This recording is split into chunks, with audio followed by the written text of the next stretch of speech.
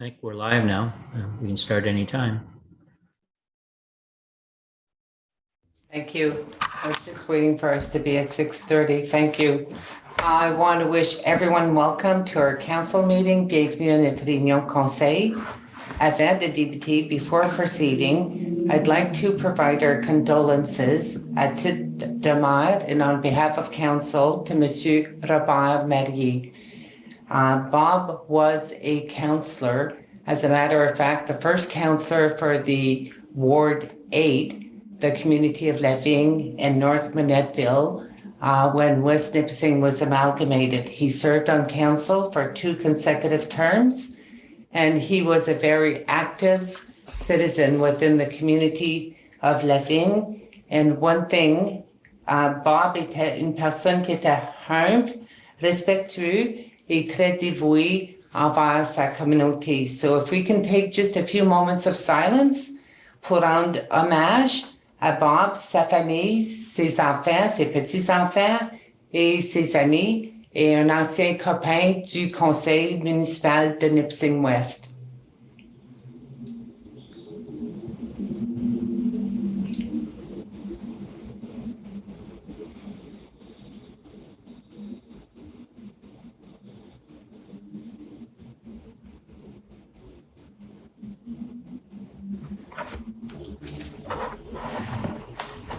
Thank you, merci.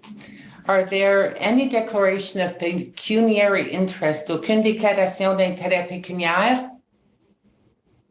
None. Mover and a seconder for the agenda and for the addendum.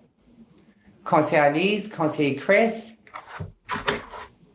It is moved by Councillor Lee Senecal and seconded by Councillor Fisher. Be it resolved that the addendum for the meeting of council held on July the 13th, 2021 be approved as presented.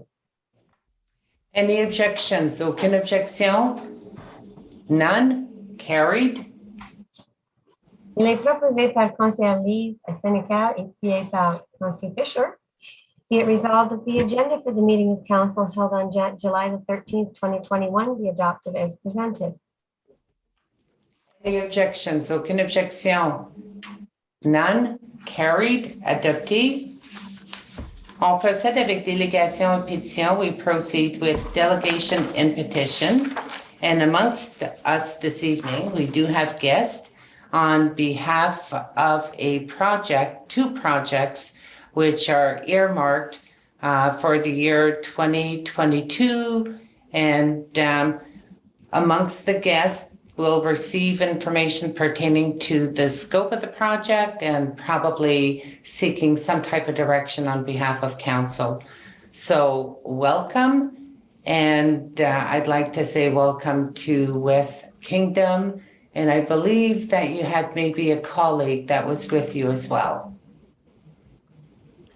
Yes, that's correct. Mr. Cedar Lung from Lee Associates. Okay. Hello, everybody. So what I'll do is I'll pass the opportunity for you to do the presentation. And once the presentation is concluded, I'll ask members of council if they have any questions or any points of clarification that's required. Conseiller Lise, you are on mute. Just a question, because I see 2 other names, I think, like they part of the presentation. Yes, I would to. love to say the name, but I wouldn't be able to pronounce it. I can quickly introduce our full project team for the benefit of the municipality here. We also have Ravi from Lee Consulting with Cedar Lung. They're our partners. It's West Kingdom speaking right now from DM Wills Associates. We are partners to deliver a project for the Ministry of Transportation Northeast Region. And we also have Olu Olasenia from MTO Project Delivery and Michael Wang, who's the MTO Project Manager. Thank you. I appreciate that. Okay, so it's all yours and we're all ears. Thank you very much. And thanks for your assistance, Melanie, in giving this presentation. We appreciate it. And firstly, a big thank you to the municipality for taking the time to hear us tonight. I won't go through introductions again, but please, if you can't hear us by any means, feel free to interrupt at any time. And also, if there's questions or concerns at any time, feel free to interrupt before the question period at the end. Next slide, please.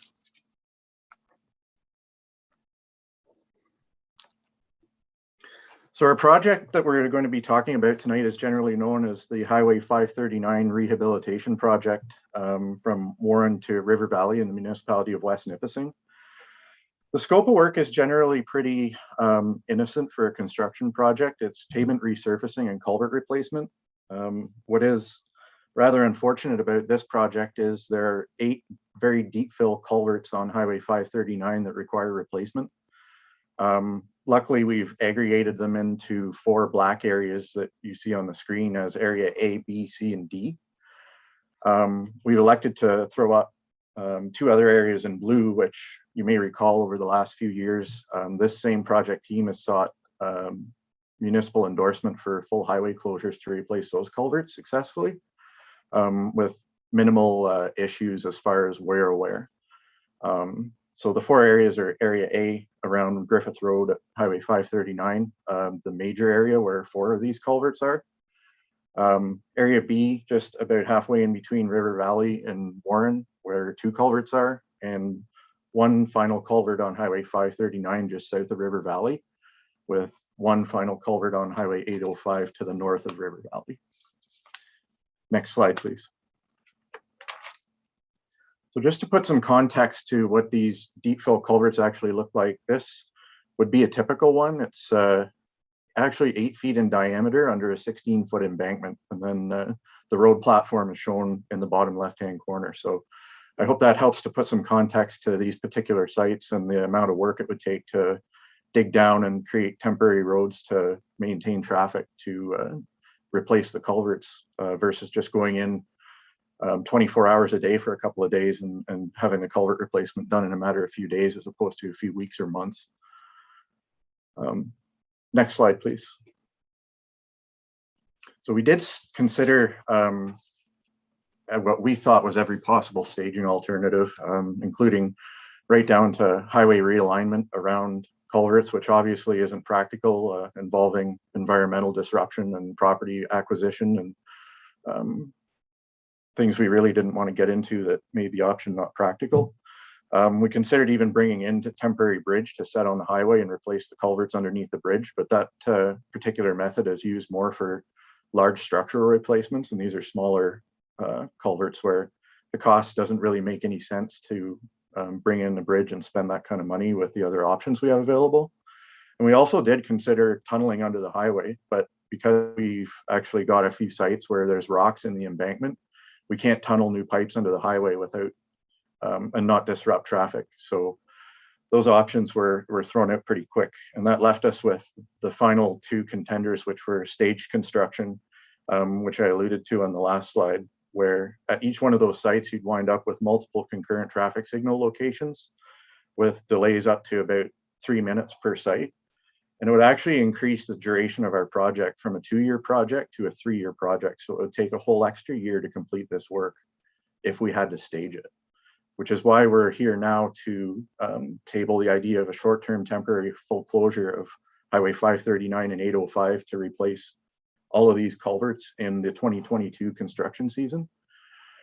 Again, very significant cost and time savings if we can temporarily close the highway. We're talking in the realm of multi-millions of dollars. For the Highway 539 3 sites, we would be requiring 3 weekly closures from a Monday to a Friday on Highway 539 during the summer of 2022. So a bit of a big ask. We would be utilizing 24-hour continuous work to accomplish each one of these replacements. It would be planned for July or August 2022 to avoid school season. And Highway 539 would be opened back up fully 2 lanes to traffic on all weekends in between. And for the final closure at Area D, we would require 5 days. It's quite a deep culvert with 24-hour continuous work on Highway 805. So all in all, we'd be looking at a planned 4 closures over summer of 2022, and then the Highway 805 culvert would be done in the spring of 2023. So there'd be some separation between the closures. Next slide, please. So for the Highway 539 work, each of the 3 sites on Highway 539 are detailed in red on the map, and the proposed detour is similar to what we used when we replaced the unnamed creek culvert in field a couple of years ago. It's just around Highway 575, 539. So anyone commuting during this period from Warren to River Valley area would actually only experience about 10 extra minutes of travel around that way. And I want to specifically highlight here too, we're not signing any traffic onto municipal roads. It's all fully within the MTO right of way. So there'd be no additional traffic on any local roads. The Highway 805 full closure would require coordination with emergency services, which we've already completed. Similar to how we did the Highway 539A Poorman Creek culvert in 2019. We've already made those calls and ensured that that's still a viable option from the paramedics and fire response point of view with positive response. Next slide, please. So our consultation to date has been with fire and paramedic services from both Marks Day Warren and the Municipality of West Nipissing. With the proper coordination and notification, similar to how we lined up the contracts for Highway 64 job, no one has any issues with pursuing this relatively long closure of 539 and 805.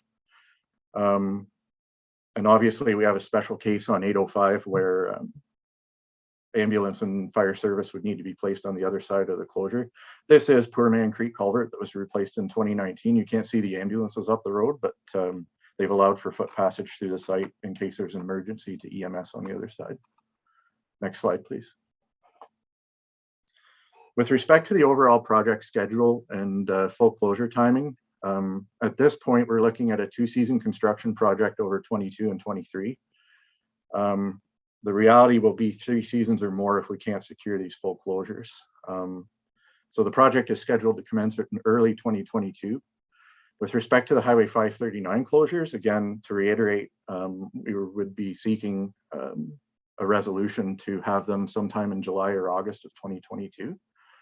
Again, to not impact school buses, not during long weekends or stat holidays, and obviously scheduled outside of any events that may be running despite the current pandemic situation, which we know exist in the area. More importantly, which isn't highlighted in this slide, is there will be no concurrent full closure. So at no time will there be a section of Highway 539 that's totally isolated from emergency response. It will always be accessed from both ends. With respect to the 805 closure, planned for March of 2023, our initial consultation with the local business and residents has been very positive based on our past experience on Highway 539A.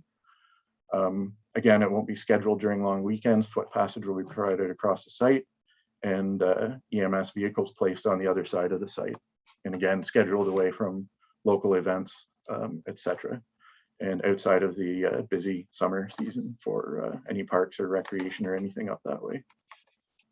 Next slide, please. So in summary, our request for municipal endorsement would be a resolution in support of several temporary full closures of Highway 539 and 805 over the 2022-23 construction season. We'd require 3 5-day periods in the summer of 2022 on Highway 539. Again, with traffic open fully in the weekends, and this would happen through the weeks with all the appropriate signage and notification that was completed prior to, similar to the unnamed creek culvert at field there. We'd require a 1-week full closure in the early spring of 2023 on Highway 805 to complete that one culvert, and the detour would be via Highway 17, 575, 539, an extra 10 minutes around between Warren and River Valley. Outside of school season, obviously, for the 539 closures and highway open to traffic on weekends, 24-hour continuous work to minimize the duration of the disruption. And all in all, that comes with subject to funding availability over the next year or so. So that concludes our presentation. I trust there may be a few questions, so I'd like to open the floor and entertain any questions anyone might have or concerns. Okay, the information that you just provided and what you need on behalf of the municipality, is there a deadline or an expected timeline that you need the confirmation from council on where we want to go with this? Madam Mayor, I would say no, there is not at this time. I believe how it worked out last time is we made our presentation and then the resolution was passed at the following. I believe on the MTO side, we have time for that at this point, but we're really at this point soliciting feedback from the municipality because we know it's quite a big ask.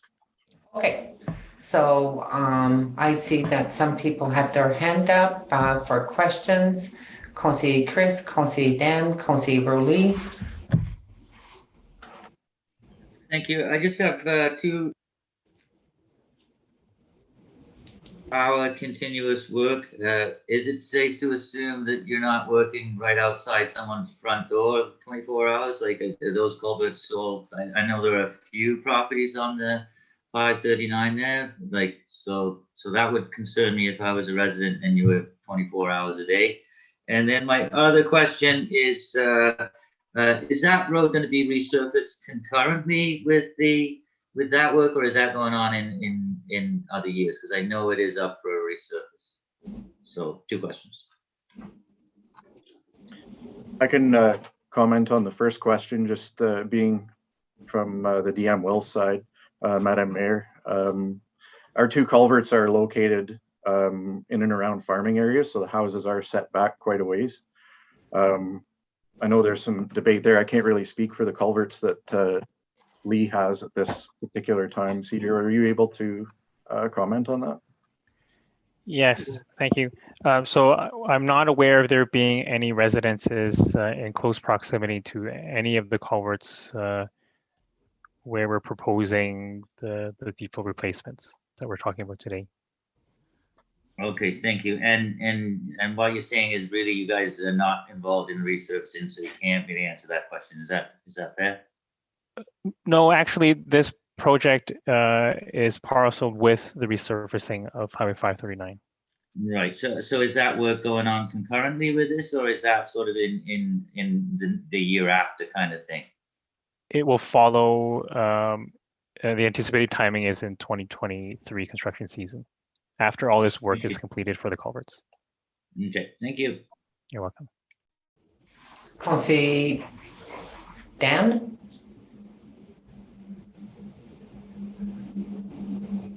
Thank you. Question regarding to the full closure of 805. When you say that there'll be a path and then the EMS vehicles will be on the other side, does that mean that you tie up vehicles for that period of time? It's just out of curiosity.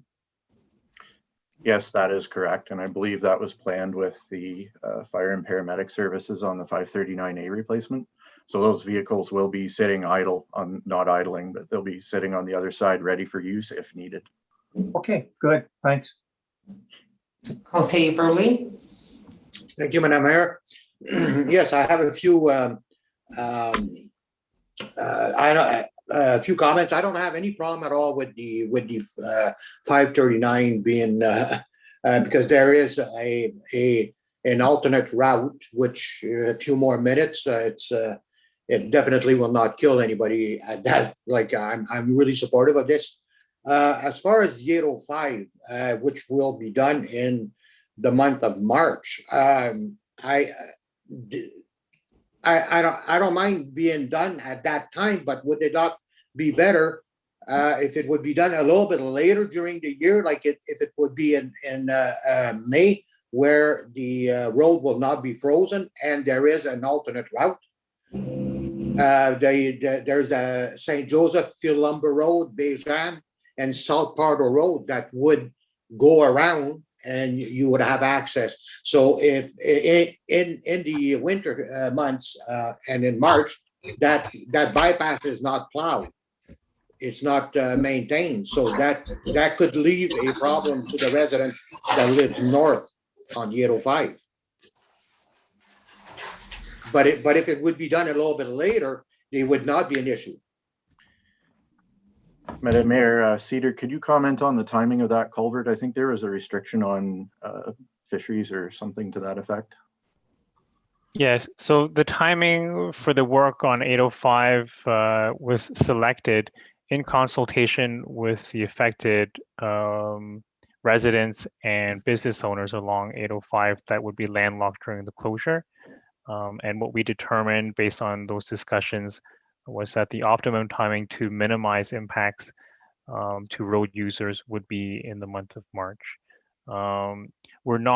We were aware of the fact that there were some alternate routes available, but we weren't going to rely on them to detour traffic around the closure during construction, which is why we selected timing in the month of March. By the design, from what I see on the map, it's close to where we call Glen Afton Lodge or Cowboy Labelle's Lodge. That's where the replacement of that culvert will be. Is if I read that map correct? I'm not 100% sure. I need to double check. Okay, well, in that case, there's also the CN rail bed that a person could, if there was an emergency, that could be used on that side.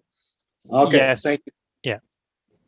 Thank you very much. I am all for that project. Definitely, we need better roads in our area, and if it asks for a little bit of pain from us to get to the good part of our roads, then so be it. Yes, I'm in favor of it. Thank you.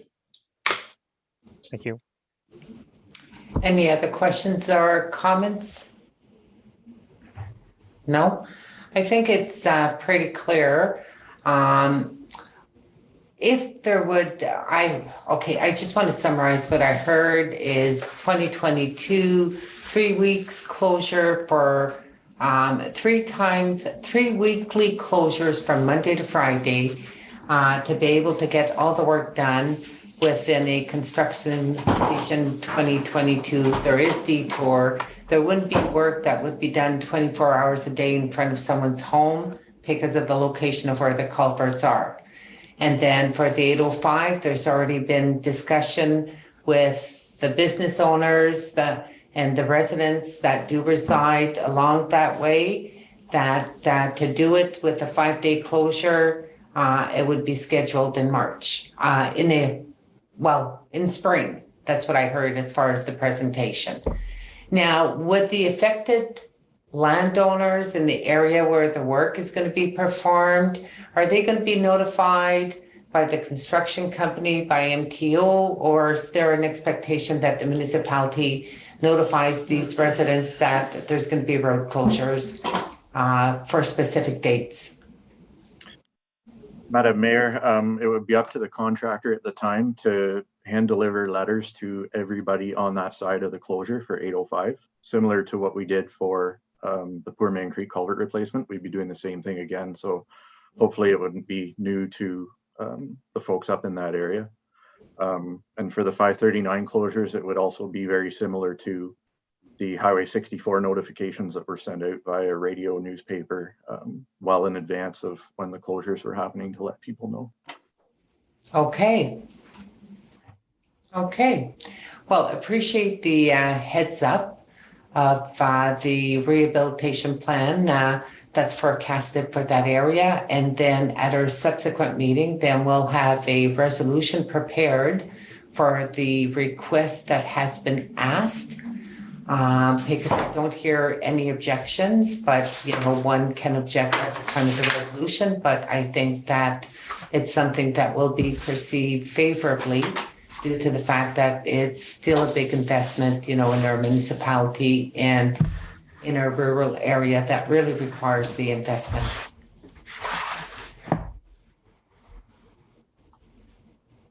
Madam Mayor, thank you. Okay, and it was a pleasure, and thank you for the information. Yes, thank you, everyone. Thank you. Thank you. Bye. On procède avec committee, we proceed with committee. The first committee on the agenda, General Government, Gouvernement Général, and I'll pass it on to the chair, Conseillère Lise. Merci beaucoup, Madame la mairesse. Il y a 3 items plus une qui a été ajoutée ce soir. Alors, la première, c'est les discussions, puis notre rapport annuel qu'on a reçu de notre commissionnaire d'intégrité. We received a report. Everybody got a copy.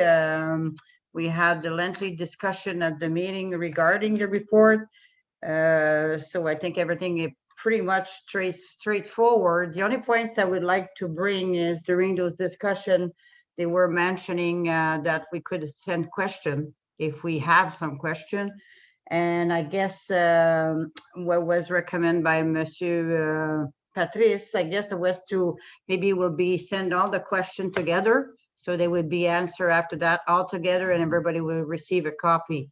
So I was hoping tonight maybe we could decide, well, first of all, I think Mel should receive all the questions because she's our clerk, so she should receive all the questions that we might have. And I would like to set a date because it's been quite a long time so far. So I was thinking maybe because, I mean, if you have questions, I'm sure you have it put down already because it's been a couple of weeks more than that we had discussed that. So I think July 28th, if everybody's in agreement to send the question to Mel, and then Mel in turn could send them to Patrice and wait till we got the answer from the question. So I'll open the floor to see a comment or if you have questions. So I'll go start with Yvonne. Yvonne, do you have a question? No, I don't have any questions. Thank you, Madam Chair. Okay, I think the next, I don't have my paper in front of me. I think It's it's me. No, I don't have any questions. Yeah. Okay. Okay, thank you, Monsieur Fisher. Thank you. Then I think it's Leo. No, it's Rolly. Okay, I'll put it down. It's because I don't have my paper. So, okay, Conseiller Rolly. No question, no comment. Thank you, Madam Chair. Okay. Now it's Conseiller Mariette. No, I'm okay, thank you. Okay, Conseiller Revita. Okay. Then I go to Conseiller Denis Sénécal. All good. Oh my God, that's fast. Conseillère, Madame la Mairesse. I agree. Okay, and I'm okay. So, my God, that's easy. So, so Mel, are you okay with that? July 20th, people sending you the question and then you forward that to Patrice. And then when you get back, okay, thank you so much, Mel. Madame Mayor, you have a question? Yeah, I do have a question because I think it was a twofold issue with the IC report, the annual report, but also with the presentation of the IC. The IC seemed to make reference that he is now required to submit a report to council every time that he does a complaint. And myself, I don't want to create costs to get a complaint which was identified as frivolous, or if it's determined that there's no violation, other than if there is a violation, well, then of course that's part of the bylaw where we appointed the IC. So I just want to make sure that also that issue is clear by council. Okay, yes, now I remember what you're saying, yeah. So what you're saying that if there's a complaint and then an investigation and then a finding, yes, we get a report like we should. But I mean, if there's nothing, the investigation is just finished after there's no finding or no investigation, because usually it's stopped. He looks at it and then he makes a decision. So that would save a little bit of money. And so I guess, yes, I'm going to go around. So I got. And I just want to highlight, we do get the annual report, and the annual report gives us the breakdown of all complaints and what was the outcome of all complaints. So I'm not looking at reinventing the wheel and not looking at spending more money that we can avoid to spend. Okay, so I'll go around. Conseiller Yvon, do you have any question? No, I don't, but it you know, in order to save some money, we do get the full report. We do get a full report and every year, and I don't think we need some during the year itself. So let's try to reduce the costs. I would agree that we wait till we get a 1 year full report. Okay, so Conseiller Fisher. So I would say we should do it as written in the Integrity Commission of Bylaw, which I believe would be every report. So as it's written, because because that's what we agreed to in the first place, and let's not change things as we go along. So- Thank you. I have a question for you. Which bylaw are you talking? The bylaw that to appoint, that we had to appoint one, or the bylaw that we supported after? There's The two intent- bylaw regarding. The Integrity Commissioner bylaw that it outlines the process in that document. The original document that we did that entirely outlines. There's two documents that we did. Yeah, Councillor one Chris. was the very short one to appoint, and the other one has the entire process documented that we agreed to. So whatever that document says, that's what I think we should go with. Thank you. Okay, so Conseiller Rowley. I totally agree with Councillor Chris. I think if there's any accusation made that is frivolous, I think the public should know about it also. So the way that Chris mentioned it is perfect. Thank you. Okay, then after that, Conseiller Leo. Yes, so I agree with Councillor Chris and Councillor Rowley. Of course. Okay. What? Then we're Conseiller Denis. Let's see. Well, I think if we're going to get a report on a frivolous action, I don't see what's the benefit of that. If he deems that the complaint is not good enough to continue in the process, why should we have a report? I mean, just costing us money for nothing. I don't see the reason why we should ask for a report every time. I mean, if he doesn't accept the complaint, we shouldn't get a report. Madam Chair, Yes, wait, are you finished, Conseiller Denis? Yes, Madam Chair. Okay, now it's your turn, Madam Mayor. okay, you know Well, what? I'm we going, do- wait, excuse me, I'm going around, you'll have your turn. I think it's Conseiller Revida, and it was before Conseiller Denis. I'm sorry, Dan. Well, that's all right. That's all right. No problem. Thank you, Madam Chair. No, I think what we have to do is if we have a bylaw and the bylaw basically stipulates that he's supposed to do it, let's do it. There's no changes. Unless, no, I think I agree with Councillor Mallette, Councillor Fisher, and Councillor Larrabee. Okay, Madam Mayor. I was going to say, you know what, when the bylaw that Councillor Chris is making reference to, the first bylaw is a generic bylaw. It was the bylaw that was required by the Municipal Act legislation that we needed to create the office of an IC. It was generic.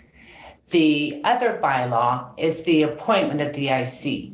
And that's the contract that we have with the IC. And if you look at that bylaw, the contract that we appointed Monsieur Cormier as our IC, he's got 6 duties that have been identified, 6 tasks. Il y a 6 tâches d'énumérées dans cet arrêté-là, auxquelles on a fait un engagement avec Monsieur Cormier pour le compenser monétairement pour ces 6 tâches-là. Nowhere in those 6 tasks does it identify that he needs to submit reports every time he gets a complaint, reports pertaining to frivolous complaints, or reports where he makes a determination that there's no violation. So we're adding on a task to that bylaw, which it's not identified in that bylaw. So you know what? I don't totally agree with the interpretation of what's being said right now, because one is a generic bylaw where we had to create the office of the IC. It was legislated by the province. It was a specific bill, and the wording was a little bit identical to the wording in the Municipal Act. The one that we did for the contract with the IC really defines what were the duties. And the duties is not to report to council every time there's a complaint. But he is required to put all those complaints in his annual report. That'll be my say on it. And I want to make sure that people do know the process is accountable, because whatever we do get as far as the annual report, or if we get a complaint, or if we get a report pertaining to a violation, all of it is being posted on our website. And if someone wants something more, I believe you said it, Madam Chair, if they want details, further details, they can put in a request for municipal freedom of information and pay for it, but it shouldn't be on the back of the taxpayers. Okay, so I think what we need to, I know that we cannot vote tonight because it's a committee, but I mean, we need to figure out because there's 4. And also because I was not clear about the boat bylaw at some point of time. That's not the first time that we have that discussion. But then it's not because to try to hide anything, because we're not hiding anything. It's going to be out there at the end of the year. So I really don't see the use of asking a report that he's going to spend. I don't know how much it's going to cost us. So that's we all went around. So right now, I think it will be 4 against, because I don't agree to spend money on that. So Conseiller Dan, you had your turn. And I mean, we're not going to debate that for 2 hours, and Conseiller Rollet, because it's explained. So No, I it's not. don't think none of us going to be changing our mind. No, but Councillor Lees, I have the right to ask the administrator if the information the mayor provided us was accurate. You know what? I find that, Monsieur Revida, very degrading, completely lack of respect that the mayor is going to read something. Yeah, you have the right. You have the right to be disrespectful. I agree with you. So no, I have the right. The information was accurate. Okay, well, don't you saw the bylaw? Did you see the bylaw, Monsieur Revida? I have the right to ask the interpretation. Yes, you have the right. So, Monsieur Barbeau, you must have the same bylaw that she had. So let's see. The interpretation might be different, but let's see what you have to say. Well, my understanding of it. Sorry, I was freezing up. My understanding of it is there's a bylaw to establish the office of the Integrity Commissioner, and in that bylaw, there's kind of like a term of reference or what is going to be expected of the Integrity Commissioner in general. And then specifically, there's a bylaw to appoint Patrice Cormier as our Integrity Commissioner. And within that bylaw, there is an agreement, like kind of a contract, human resources, kind of an independent contractor agreement that basically provides a general outline of what his duties shall be. But mostly, I believe it has to do with the conditions of his employment as well. I might be missing something, but so I would perhaps, Melanie, do you see it differently? You're the clerk. Through you, Madam Chair, when we entered into the agreement with Mr. Cormier, he was involved in the drafting of the bylaw to establish the office, and it was he who actually assisted with the language. Yeah. And then the other one is, as our CIO said, is just simply to appoint him for this term. So sadly, I have to say that you have an approved bylaw, 2 bylaws, one to appoint like you do whatever, but yes, the bylaw to establish the IC Commissioner approved at this council is in full force and effect, and the language within actually language that council approved. Thank you. That is, if I may, Madam Chair, I think it's a little bit ambiguous because the bylaw 2019-30 highlights the duties and the responsibilities of the IC that we retain for council for the municipality of West Nipissing. There are 6 duties and responsibilities identified that the IC has committed and agreed to do within his contract. And it's clearly identified in that. The other one, I agree, Jay, it's generic. It's generic. And when we look at our code of conduct also, our code of conduct, as far as complaints, we remove the issue of the complaint process where individuals of the community or members of council sends it directly to the IC and that it doesn't go through this office. So I'm saying my point, and I mean, you know what? I think, Madam Chair, what you should do is be asking the question to see if there's majority that do want to get all complaints. If there are majority that do want complaints that are frivolous or complaints that there's no violation. And if there's complaints with violation, that's already in the 2019-30. Okay, so I know that if I'm not gonna ask, saying that I'm asking for a vote because we can, but I'm gonna ask a question and we're gonna give a directive because I know we can do that when we're talking about something like that also. So who's in agreement that we send, that we ask, because we're gonna have to change the contract because it's not in there in writing, that they have to submit everything in writing, every report. Correct me if I'm wrong, Mel, do you, is it in the report? Is it in the bylaw that we had done that he need to submit every report? In our bylaw that we did, not the general one. So you know what? We can stay 3 hours and it's gonna finish the same way that I have to ask that question. And we have the right. So Mel, can I ask you?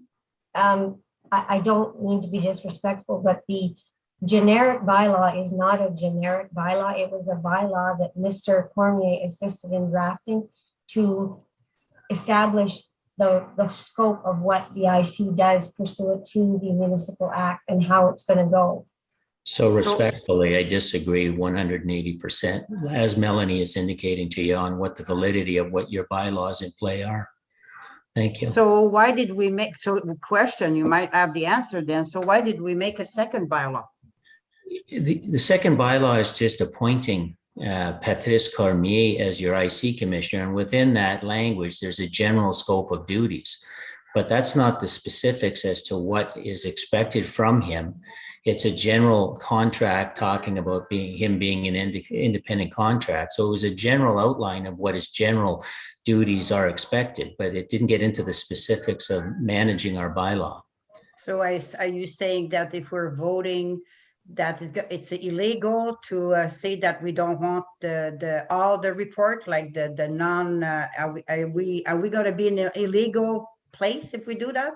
No, you're at the same place. You can, council has the ability to waive any condition of their own bylaws by vote. And so if that's what you're doing now, waiving that portion, then you're allowed to do that, and that will have force and effect. Thanks. Councilor Fisher? So just to make a suggestion. So right now we're dealing with the Integrity Commissioner's report. So perhaps why don't we actually just postpone this, and then we can put the actual documents on the agenda for next time or whatever, and then we'll all be on the same page. So because I don't think we're all on the same page with all of the documents. It is actually a different discussion than the IC report. Thank you. So is everybody, like we know we agreed to do for the date for the question, everybody agreed that we postponed that, and at this point of time we stayed the way we were, which we were not, by the way, receiving the all report. We just received at the end of the year. So you're aware that right now, that's the way that it's been working. That we only received the report that the investigation is done and there's a finding. So is everybody in agreement right now that we stay like that till we have a further discussion about that?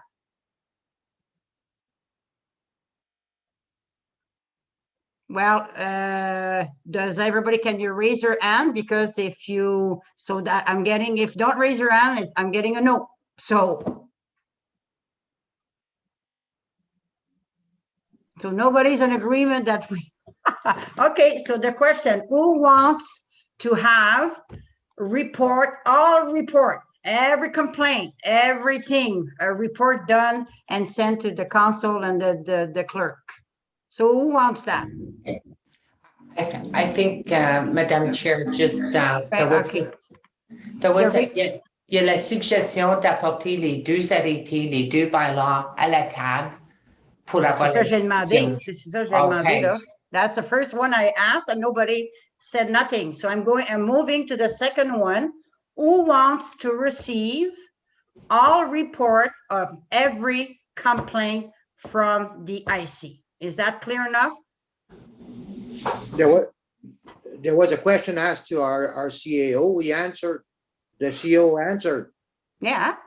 Okay. Well, I have to ask you, the CEO doesn't vote. He answered the question that we had, and he said that was not illegal because I don't want to vote for something illegal. He said no, that it was not illegal, and that yes, we can not vote tonight, but direct the staff that next time they will be at the next meeting a resolution that says. So the question, Councillor Fisher, we're going on, and then after that, the ability to run a meeting fall on my shoulder and saying, well, you cannot run a meeting because, I mean, it's you go on and on. I'm trying to finish it because I asked your question, you had a recommendation. I did it, Councillor Fisher. Right now, who wants to vote to get all and complaint done, received in writing?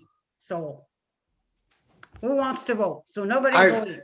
No, I vote that we get everything that's written in the That's my contract. question. That's my question. In the contract. It's in the contract that he should report to council at every incident. No, it's not in the contract.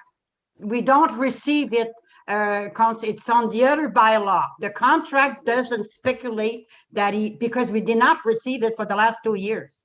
So right now, you want to receive it? I'm asking the question, who wants to receive all complaint in writing report to us?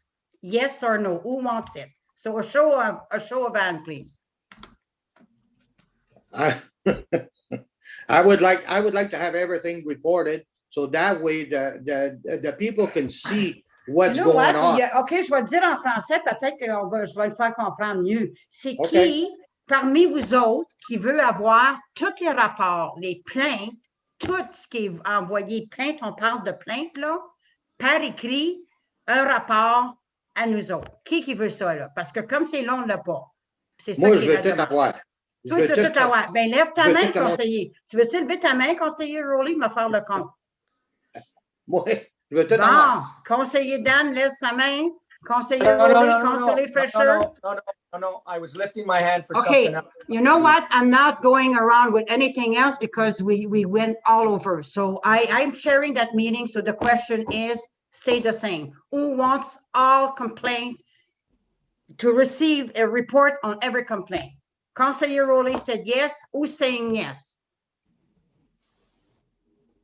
So nobody's saying yes. So I guess we're not going to receive it. So Conseiller Rowley, I'm sorry, but that conclude that part because I mean I cannot talk Italian or Chinese. I got problem talking English, so I cannot repeat in another language. But Councillor Lees, you reversed the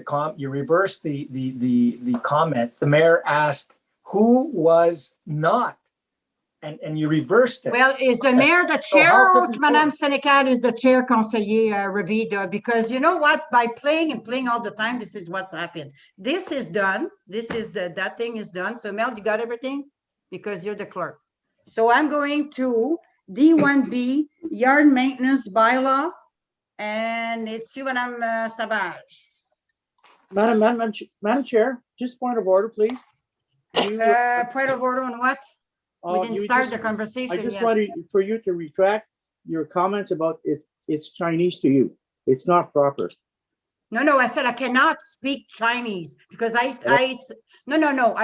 go back and I said I cannot speak Chinese. The only language I can speak it's French and English, which is not too good. And I say I cannot speak Chinese or Italian, another language, and that don't find that lack of respect.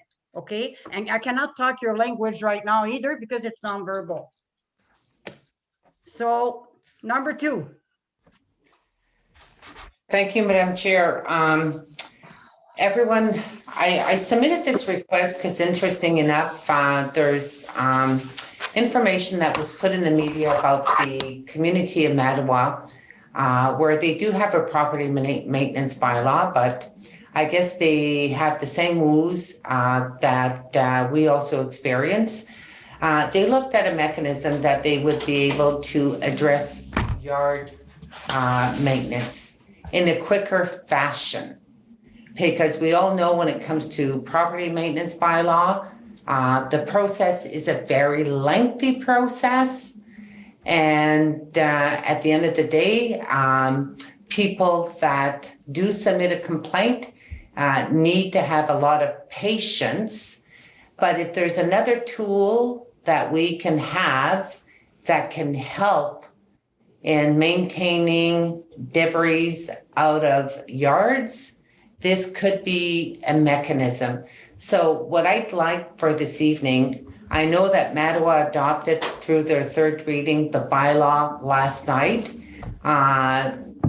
There was a copy that was sent that is all shared to you. There's also a copy in the North Bay Nugget. I'd like for staff, if they can communicate with the city of Mattawa and get the pros and cons, because I think with the beautification group, the undertaking of maintaining a clean, green, beautiful community municipality, this could be something that will be very helpful if this bylaw does provide the municipality to act more quickly on making sure that yards do stay clean.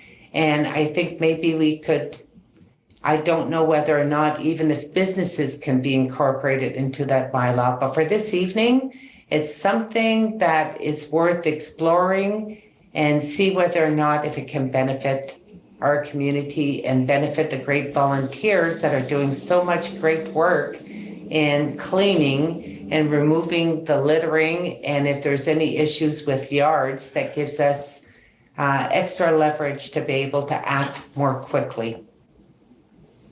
So what you're asking is that staff, if they could look into it and maybe get the bylaw from Mattawa and then discuss it further at another point of time? Is that what you're asking? Yes, we have a copy of the bylaw, but if there could be information from what has been provided in the media, what would be the pros and cons? And would it be a bylaw that we could more easily enforce than the property maintenance? And if it would be council's wish, once we get that information, if we want to adopt such a bylaw for West Nipissing, then we'll have that prerogative. But I'd like to know what would be the benefits.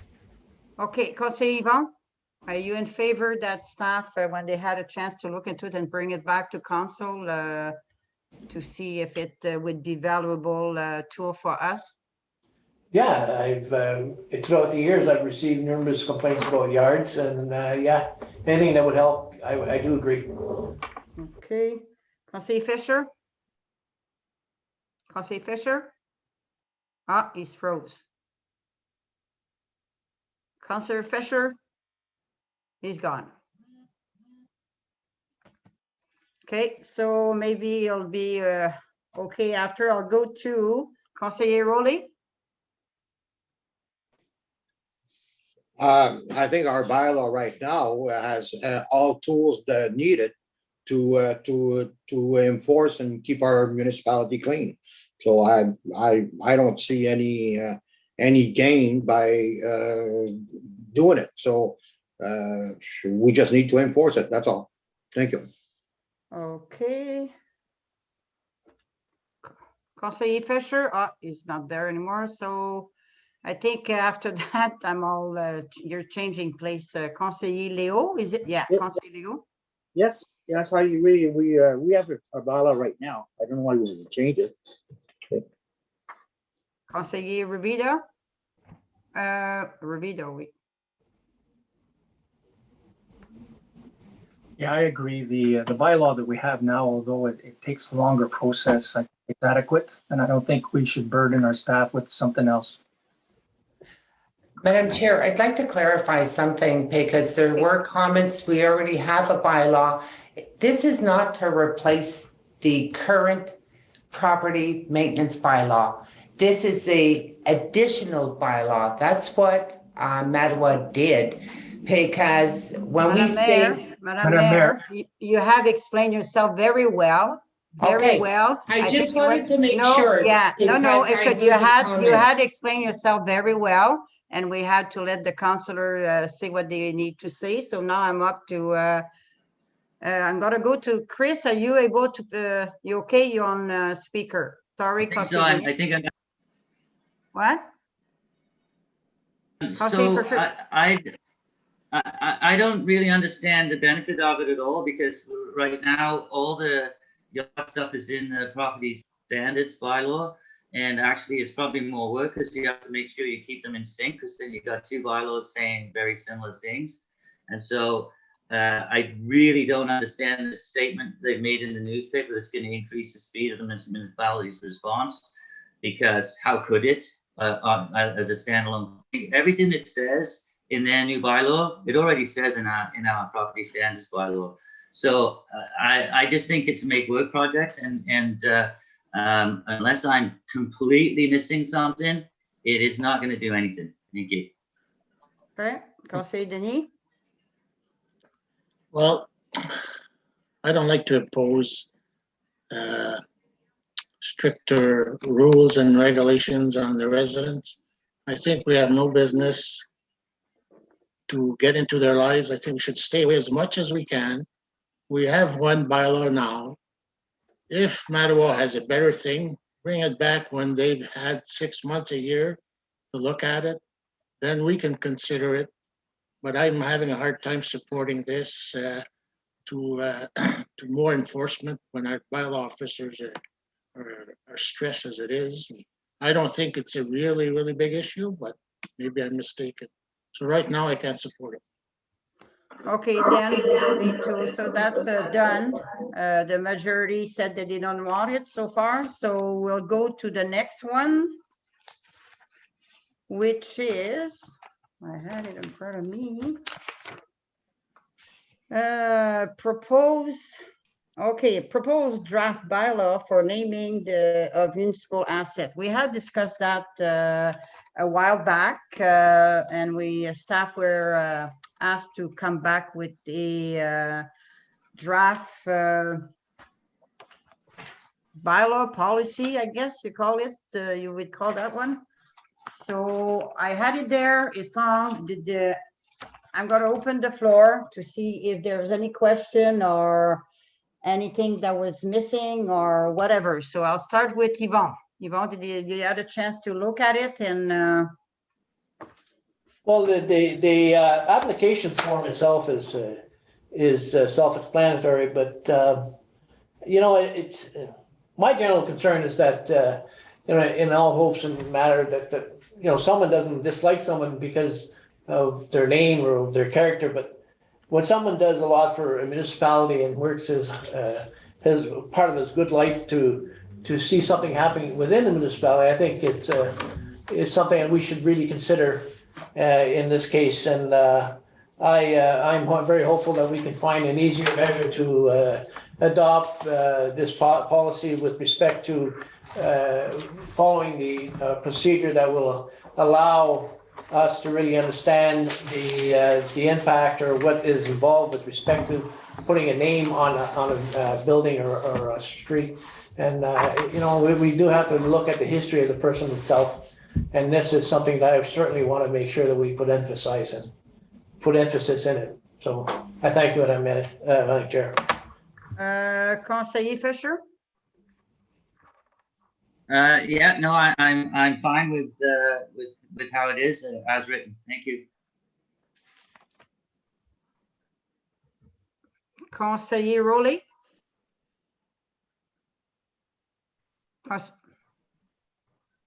Conseiller Rowley, is he là? He just left. He's frozen. Okay, well, I think he's more than frozen. Oh. Oh, there you go. Hello, you hear me? Yeah. Right. Okay, found my way back. Okay, no, I'm okay. I'm okay with the way it is now. Thank you. Conseiller Leo? No issues. I'm fine. Conseiller Dan? Thank you, Madam Chair. There's one issue that I have is that I like the document, but in the event that there is that it says that we'll have a discussion in an open session on the applications. In the event that there's something that does come up that could be detrimental to the reputation of the person in an open session, I would like us to move quickly into the closed session. I don't know how we could do that, Melanie. Because, I'll refer to in the days when the West Nipissing Public Service Association gave volunteer awards. And I remember at one time we had a discussion around the table and a name came up. And there was things of the past that this individual that other people didn't know. and I don't think he wanted other people to know about. And somebody brought it up at the table, and it was very, very embarrassing for the people around the table. And then it got out to the person that we had discussed this, and we got into a little bit of a tiff. And it had no influence on why we were appointing him. The guy had done super job in the community.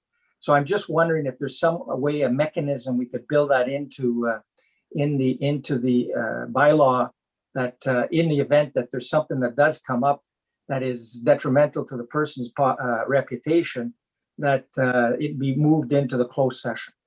I don't know if it's possible, Mel, and I just feel very adamant about this, because you can ruin a person's reputation, even if the person has passed away.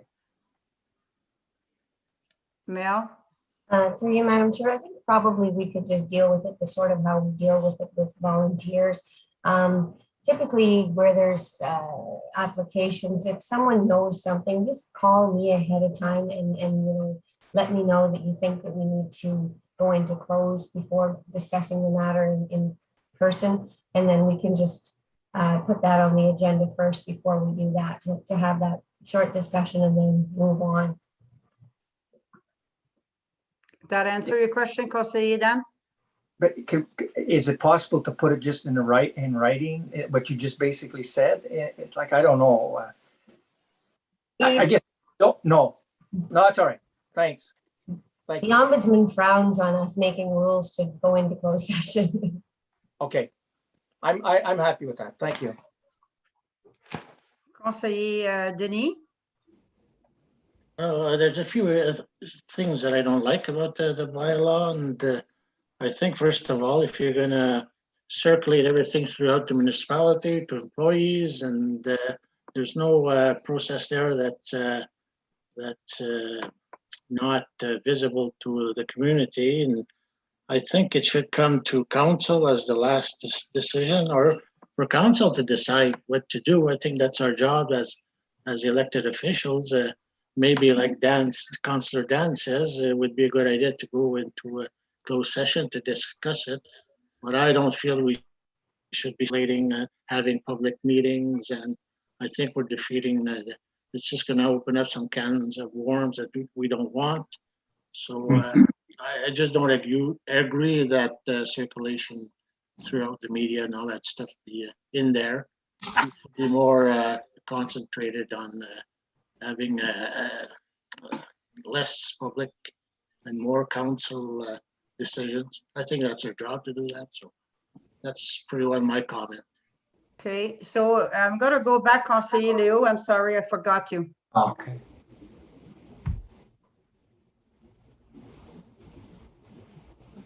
No, you didn't forget me. I did. Yeah, I'm okay.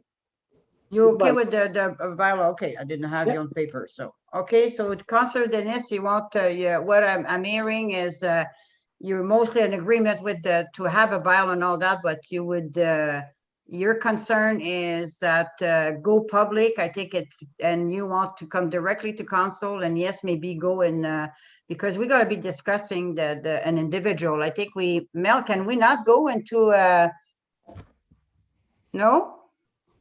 Only if there's to,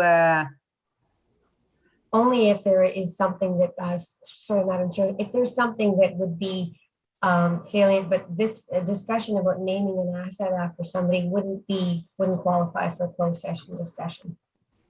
okay, so Councillor Denis, you want to, yes, you want to add something? Even if we're speaking about an individual, Melanie, that I think his reputation or her reputation, or I don't know, could affect the individual. I'm just wondering.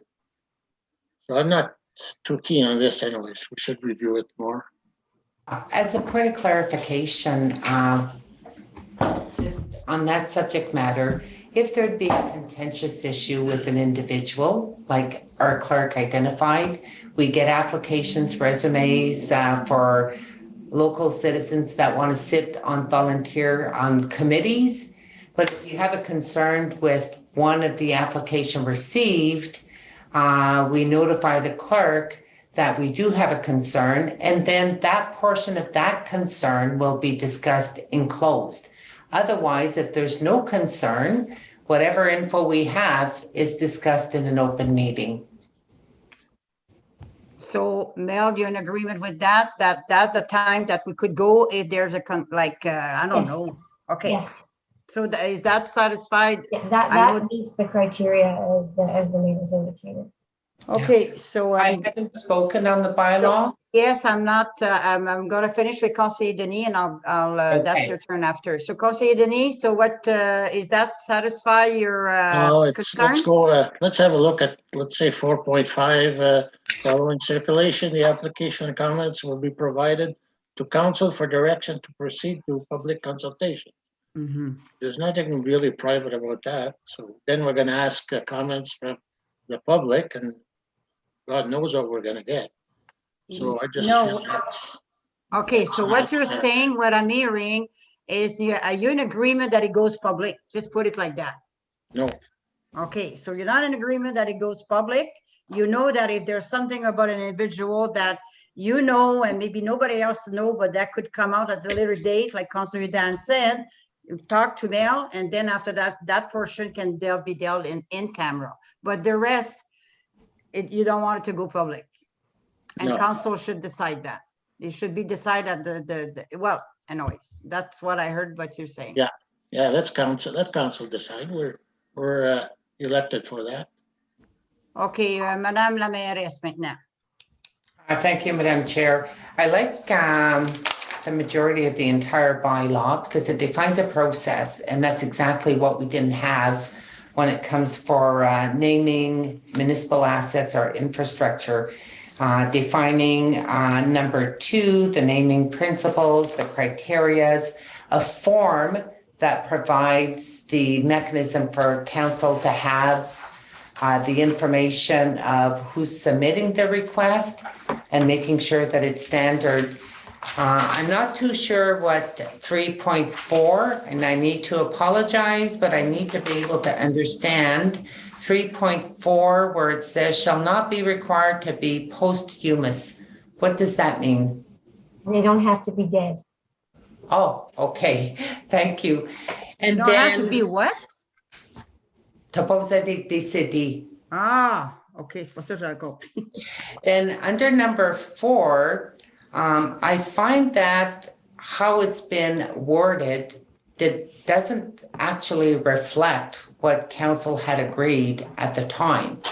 Because at the time when we had the discussion, we were hoping to get a simplified process. And if memory serves me right, it was there'd be a subcommittee when application would be received, the mayor along with a councillor or councillors to review the application and provide a recommendation to council. So I don't know what has changed from that moment till now with the draft bylaw. I find that I agree with what Conseiller Denis is saying. I don't see the necessity to have a circulation, a public consultation, sorry, not a circulation, but a public consultation.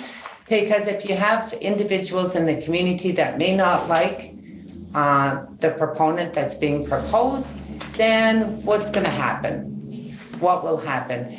In the past, on a nommé la salle, une salle récréative au nom de la salle Marcel Noël. On a reçu une requête, on avait l'information, on est des conseillers élus, on travaille avec les gens de notre communauté, on devrait être sensibilisés et préparés pour nos réunions.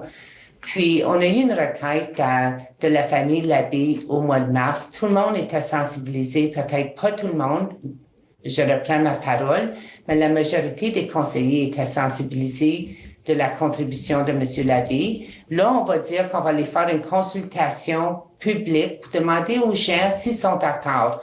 Malheureusement, je trouve que chaque membre du conseil a été élu pour prendre des décisions basées sur des faits.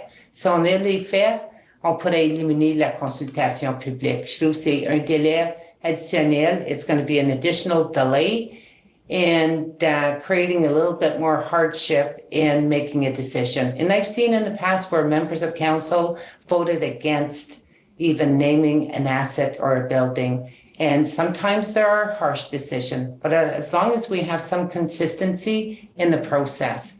And to me, I agree with Conseiller Denis. I wouldn't support this by saying that we're going to go out for public consultation every time we get a request.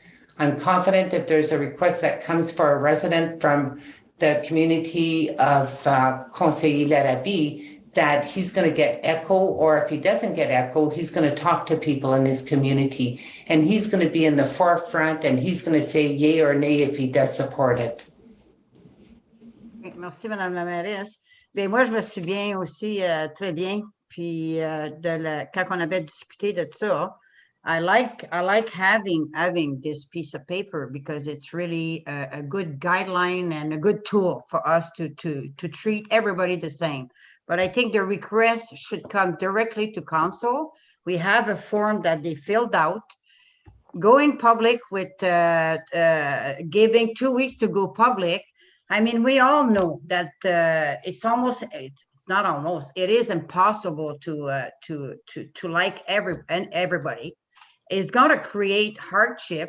First of all, the family that submitted name, and then if you had somebody that 25 years ago did something, and then no, I don't want him because if this is that, we're just going to open a can of worms. And I think Councillor Dan and Conseiller Denis identify also the fact, I'm sorry, I cannot shut my phone. I don't know how to put it off. So I'm sorry. Anyways, I support the bylaw that we have in front of me, but I want the section that it's public consultation. I don't want that either. I think we're going to create a lot of hardship. I am appeased that Mel said that, okay, we call, because there's things that maybe one of us will know, and we might know that it will come at a later date, and then blah, blah, blah. We will have that opportunity to deal with it. So as far as I'm concerned, if we keep the bylaw and very straightforward, apply, and as councillor, we have, this is why people elected us. They choose us. There's a vote to get us there, to eliminate doing public consultation on everything we're doing. So I'm not too sure what you're thinking. I got Councillor Fisher that is, so I guess I'm going to go around another time. So Councillor Fisher. So I just have a bit of I'm just a bit confused and I have a bit of a concern. So when we're talking about municipal assets, we're really talking about a limited number of categories, I think. I believe we're talking about buildings, because I did hear somebody say streets in there, and that concerns me, because if we're renaming streets every few weeks, then that's going to throw off all the GPSs in the world. So I'm just a bit concerned about that. And from a just to play the devil's advocate on the public side, you might find that you get letters of support. And I've been here 17 years, but that's not really long enough for me to know stuff. So I'm not opposed to the public notice, and you might be pleasantly surprised. People might not, say bad things. Thank you. I think Mel had the answer for as far as name street, because I don't think that's the purpose of the bylaw to start changing the name street. I think when there's new subdivision or a new street at some point of time, they might come and ask to name that street for somebody. But Mel, you want to add to that? I just wanted to, sorry, Madam Chair, I just wanted to state, we already passed a street naming bylaw earlier in the year that has its own process. So then again, I'm going to have the question, who would be in favor to delete the public, who wants the bylaw as is? Who wants to remain with that bylaw as presented? So I'm going to go around. So Conseiller Yvon, do you want the bylaw as is, or you want some change? I'd have some changes. Thank you. Okay. So Conseiller, I don't remember. Fisher. I'm indifferent. I'm okay either way, actually. Like, I don't mind. Thank you. Okay. Conseiller Rowley. I also agree with Councillor Denis and Councillor Dan on this. Well, that's what we said also, the same thing. So I That is guess, correct. That is- okay, so, well, I just want you Yeah. to say that we said the same thing also, that you agree with us, because you're only. No problem. Conseiller Léo. Hey, yes, I'm okay with the bylaw. It's just the one with the concern of Councillor Denis. And it should say, if requested by council to go public, maybe we should not have to, but I Well, this did- is what we're asking, Conseiller Léo. Mhm. We But I ask mean, not, okay. So but you you- say- you get what I mean? yeah, this is what Conseiller Denis said. He doesn't want public consultation. No, but if council requests it, we could. But if we remove it, then we won't be able to. No, but I mean, if we do a bylaw, it's there or it's not there. Like, I mean, so that's what we're asking. So are you in favor to remain with the present bylaw, Conseiller Léo? That was the question. Yes, yes. Okay, so, and then after that, Conseiller Denis. No, I want to change it. Okay, so where the majority wants to change it to remove, if I heard correctly, to remove, yes, Conseiller Mel, Conseiller Mel? Thank you, Madam Chair.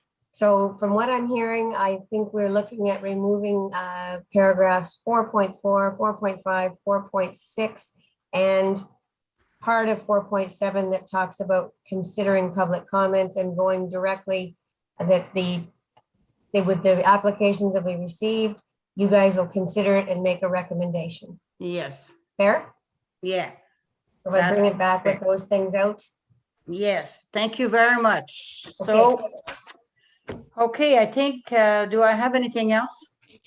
I don't Yes, think- Lise, you have an addendum. The addendum, okay.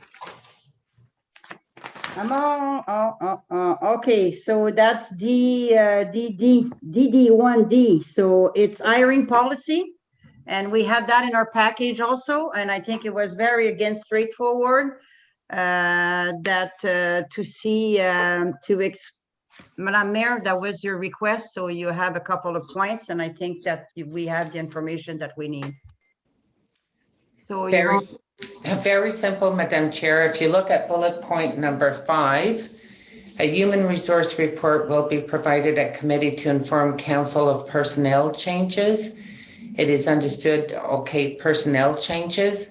I would just, to ensure, and I understand everyone is busy, but we're not, there are personnel changes occurring, but they're not frequent.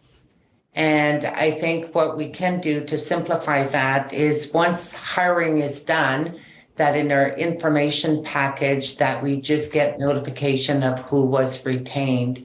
So I'm proposing an amendment for that. And also in addition, that if we have an employee that retires or that departs, that we also get, it's not even on our agenda, it should be part of our information package. So it's just a form of communication and making sure that information is being shared to council. Okay, so I'm gonna go around. Conseiller Yvon, would you like to see that? Yes, I'd like to know who is retiring and who we're gonna hire as information. Thank you. Okay. I gotta go around, Conseiller Fisher.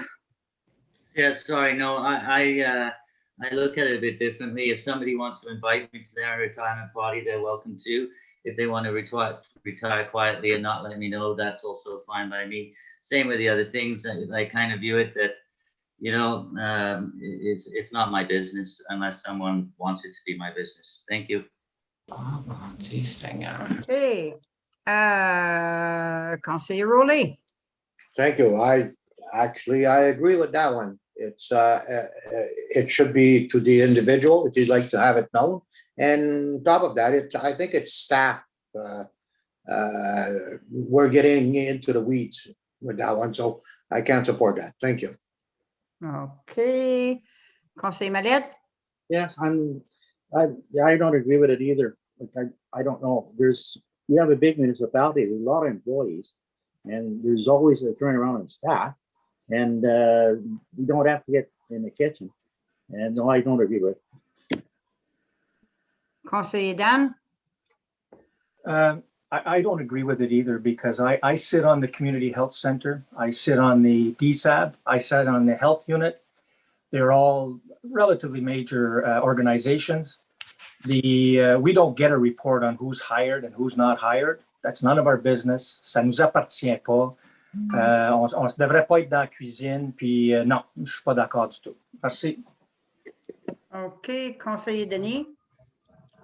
Oh, but I think that we should know who's retiring and who's hired.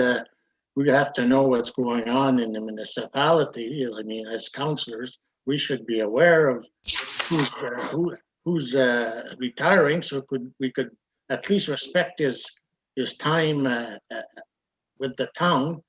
I would like to go and say give my respects to somebody that is retiring after 30 years. I think it's just a matter of respect here. And whoever is being hired, I'd like to know who's in, who's out, what's going on in the municipality. That's our jobs. So I think that would help us to know what's going on. Madam Chair. Madame, you said, so you would like to know, so that's your turn, Madame Mayor. I just want to highlight that on the policy, it does state that a report is going to be forwarded to council in the information package. So when people are newly hired, we are to receive a report in our information package of staff that have been hired. So the only thing that I was asking is to make sure that that report is provided to council and provided more frequently, because we have hired new employees, we hired students, and we haven't received that report in our information package yet. And I dislike the fact of, I know how staff is busy, but by making sure that when hiring process are complete, subsequent to that, we should have the information in our information package. So for anyone that's implying that is getting involved in the kitchen, it's already worded in the policy. And I was just adding the issue about retirement, and it's not the fact of being invited to a party. These are individuals that provide a service to the community, a public service, and it's recognition, and it's saying thank you for the dedication. We've had long-term employees that did retire 25 years and more, and you find out, the information off the street. I'm just looking at a mechanism that we can improve communication and show a little bit of pride and recognition to these people, which they have earned. But anyway, right now, if there's no changes to that, as mayor, when I'll submit a request to get the report added to our information package for all the employees and students that have been hired this year, which we haven't been informed so far. Okay, and for myself, I think the comment I want to say, I mean, yes, it's stated in our policy that we should be receiving report, but as far as retirement, we're not asking to make a party for that person or to be invited to the party. It's just to make us aware. And if we want to send an email, and if he wants the privacy, I mean, but I don't think that anybody would hate receiving an email and say, thank you very much for all the hard work you're doing. And it is our business. It's our employee, and we're not a big municipality like Toronto or even Sudbury, or we're not the number of staff that we have. It's not like North Bay or something. I think we're small people. We know we find it on Facebook. So, I mean, there's nothing more public than Facebook. And I think I would like to know and take the chance to, if I can, to send an email to that person, or if I see that person, to say congratulations and thank you very much. I think it's part of just showing a little bit of class. That's what I think. I mean, but that's my opinion, obviously. So it's 4-4, so it won't go. But I mean, so I guess that concludes my my job for tonight. Thank you. Madam Mayor, back to you. Okay, thank you, Madam Chair. We'll move on to planification, and there's 2 items there, and I'll pass it on to the chair, Conseiller Denis. Do you want to take a break right now, or? Is it? pretty close to 8 o'clock. Or you Well- want to do those two? Yeah. Take a break. What do you think? Take a break. 5-2, it makes What? sense. It makes sense. Okay, is there a mover and a seconder for a 15-minute recess? I see Conseiller Chris, Conseiller Lise. It is moved by Councillor Fisher and seconded by Councillor Lee Senecal. At approximately 7:55 PM, a motion is tabled for 15-minute recess, following which the council meeting will continue. All in favor? Carried, adopted. So 15 minutes recess. Thank you.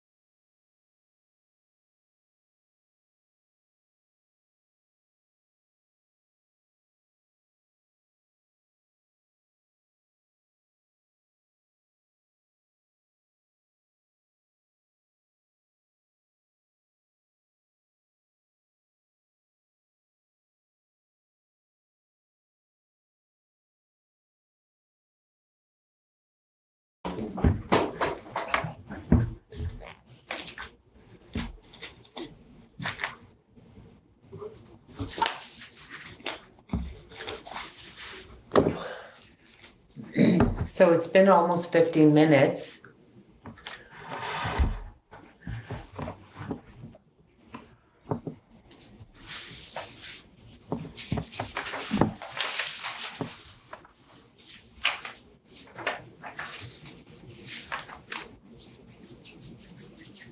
Email, it's been 15 minutes, Actually, no, 10.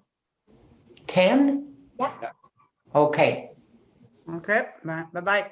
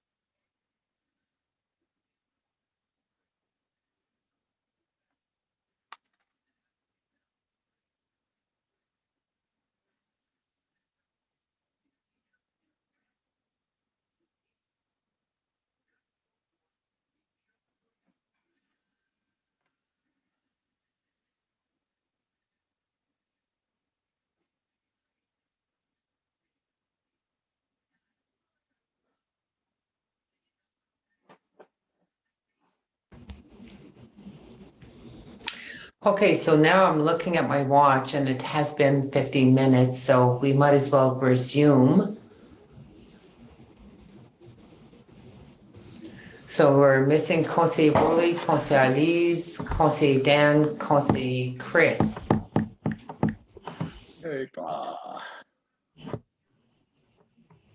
15 minutes, Melanie? Yep. All cats, I says.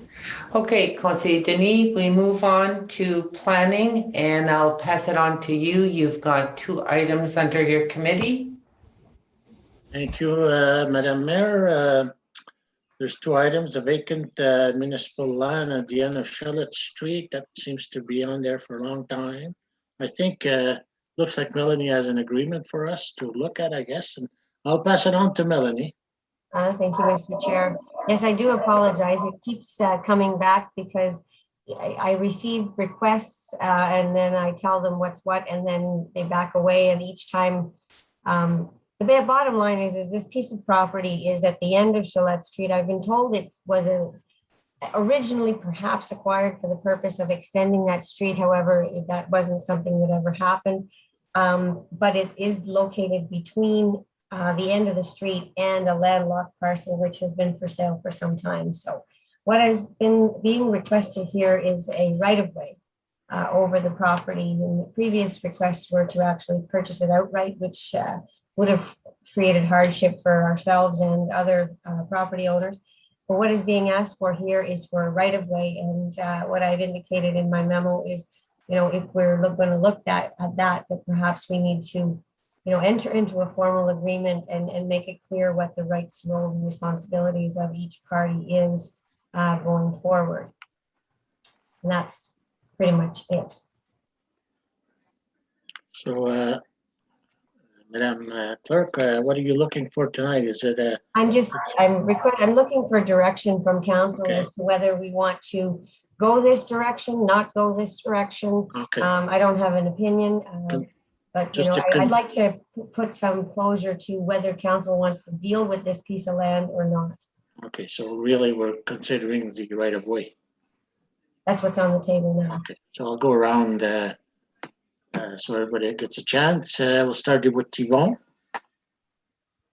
Well, looking in the file, it's it's truly hard to understand what impact, but I don't know. I agree with Melody. It's come up many a times, and realistically, I'd like to give them a right of way with all the criteria involved. But anyway, if we can give it to him, let's give it to him. It's one way it's going to come up again. So. Thank you, Councillor Chris. Yeah, so I guess, I have a question for Melanie. So Melanie, if this was the planning department and you'd filled out a planning form, at the bottom, would it be a recommendation? So as with everything you've laid out there, if this was to planning, same stuff, you would say, yeah, I recommend it. Just to my mind, it seems it's a municipal responsibility to unlock this land. So that's kind of hard because in this case, we're not the we're both the servient tenement and the recommending party. So this land belongs to the municipality, and it is not a road. So there's no implicit right of passage over it. It's simply a chunk of private land that the municipality owns, and it's entirely within this council's decision to decide, do we want to get into an agreement with this person for a perpetual right of way, or do we, not? right. Kind of the answer about, if it was two individuals asking to sever a right of way for their neighbor, the answer would be both getting, if both people agree, then why not recommend it? Right. Okay, so I think on balance, I would be okay with this, just simply because we've got a landlocked piece of land there. With the conditions that Melanie has put, there's a landlocked piece of land there. They intend to build on it in a number of years. I haven't got a problem. Thank you. Thank you, Councillor Chris. Councillor Rowley. Thank you, Mr. Chair. No, I also don't have an issue with this. If we can help somebody out by giving them access to landlocked, definitely I'm all for that. Thank you. Thank you, Councillor. Councillor Dan. No, sorry, Councillor Leo. Thank you, Mr. Chair. Yeah, just a question to you, Mr. Chair. So we give them the right of way, and then somebody wants to develop, we give somebody else a right of way to go on that property? Is that what you said? Through Mr. Chair, a right of way runs with the land. So once we grant the right of way to that land, whoever owns that land over time will always have the right of way. Oh, okay. It runs with the land, not the person. Okay. Okay, I'm okay. Thank you, Mr. Chair. I'm okay. We also have a right to withdraw the right of way, right? So. And that is what I had indicated. The council does have to reserve that right. Okay, thank you, Councillor Leo. So you're for it? Councillor Dan. I have no issue. Thank you, Mr. Chair. You're in agreement with that? Where are we? Madame Maire, No, Councillor Lees. Oh, yes, no, no. Councillor Lees, Non, yes, c'est Madame la mairesse. Ah, that's what I thought. Councillor- Melanie, you told me off. Sorry about that. Doesn't take much. Learn my Okay, ABC. Madame Maire. So just to clarify, it does not impact any other adjacent landowners, eh? They're not disadvantaged in any shape, way, or form? No. No? Okay. No, I concur, Mr. Chair. Thank you, Madame Maire. Conseillère Lise. là, Mel, tu parles-tu, c'est la rue Cholette, là, c'est là qu'il y avait Carrefour Jeunesse, puis là, maintenant, c'est une résidence, c'est ça que c'est? Non, je sais. Mais non, mais la rue, ah, ben OK, c'est ça à Sturgeon ou c'est en quelque part d'autre? Non, c'est à Sturgeon. Bon, ben, comment qu'il y en a de rue Cholette? J'ai travaillé pendant 10 ans, là, ça, je devrais savoir ce qu'elle est, là, c'est la rue Cholette, là, mais... C'est une dead end à la sud-est. C'est ça, là, quand tu t'en vas Ah. sur la... C'est la Third, je pense, là, tu tournes, tu passes, après ça, tu t'en irais à Allen Ouais, Court. c'est ça. Oui. c'est ça. OK, C'est so... proche. Fait que, OK, moi, la seule chose, OK, on peut changer s'il arrive quelque chose que quelqu'un, parce que ça, c'est dit vacant municipal land. Well, he cannot build on it if it belongs to the municipality. No. Councillor Fisher, well, if he Il wants to veut build pas. on Mr. Chair, il veut Yes. bâtir dans son terrain qui est en arrière de propriété de municipalité. Il Bon. peut juste utiliser la propriété de municipalité pour accès. OK. J'ai pas de problème moi non plus. Okay, so it's all yeses. So Melanie, I guess you can go ahead with the agreement. Thank you. And we'll go to D2C, the addendum. And I'll leave that to Melanie. Actually, I believe that our CAO was going to speak with that. Sorry, just by way of introduction here, this file comes to us as a result of a file that we're working on in terms of in two areas. One is a trespass, and the other one is a building controls issue. And so what we found out is that there's a gazebo that was built and that was placed entirely on our property. Now, this is the same property that already had an encroachment on it by a previous owner, and we just agreed to sell a portion of land to make a garage accurate. But in this case, you have a structure that is on municipal property right at the end of Holditch where our boat launch is. Now, it presently isn't in the way of any present use for the public. Having said that, it is public use and it does cover some shoreline. Past councils have been careful about selling away portions of shoreline. But the other issue I would just suggest is it would be kind of irregular as well. I have to state it that usually you would ask for permission to use our property or ask to buy it so that you can use our property, and not use our property then buy it to rectify a situation. So it's kind of a little bit backwards, but there was a request that was made to council or to the municipality, and we're duty bound to bring it forward, whether you want to declare a certain portion of our land down there surplus. Thank you. Jay, is it already constructed? There's construction on there, you say? There's decking, which is probably elevated to about a little over 2 feet. And then there's a kind of an octagonal gazebo over the decking, and it's along the shoreline as the river starts to turn and head easterly. It's kind of right on the corner where our boat launch is, in fact. And so about 25 to 30 feet, maybe 40 feet left heading towards the dam from the boat launch is a gazebo on grass and so on, but it is clearly on our property. Wouldn't affect the boat launch. No, not presently. It is there, and it doesn't affect any present operations. My only comment is that, council is the custodian of this land for the public and for the public at large's use. And they have to really be sure when they want to declare land surplus that, that it wouldn't be used for the public in some point in the future. So. Thank you. Okay, I'll go round table here with starting with Councillor Yvon. Well, first and foremost, I have to agree with Jay with respect to asking before commencing. I've visited the premises, I've visited the area, parked in the parking lot and looked at it. It's way out in the far corner, it's not in our way. If we do decide to sell that portion of land, I want the money to go directly in repairing the launch and the dock surface. They're in dire needs. And that would certainly help us alleviate a lot of the complaints I've been having in that area. But if we do sell, I want the money, and I hope council would direct the money to do these major repairs that we need.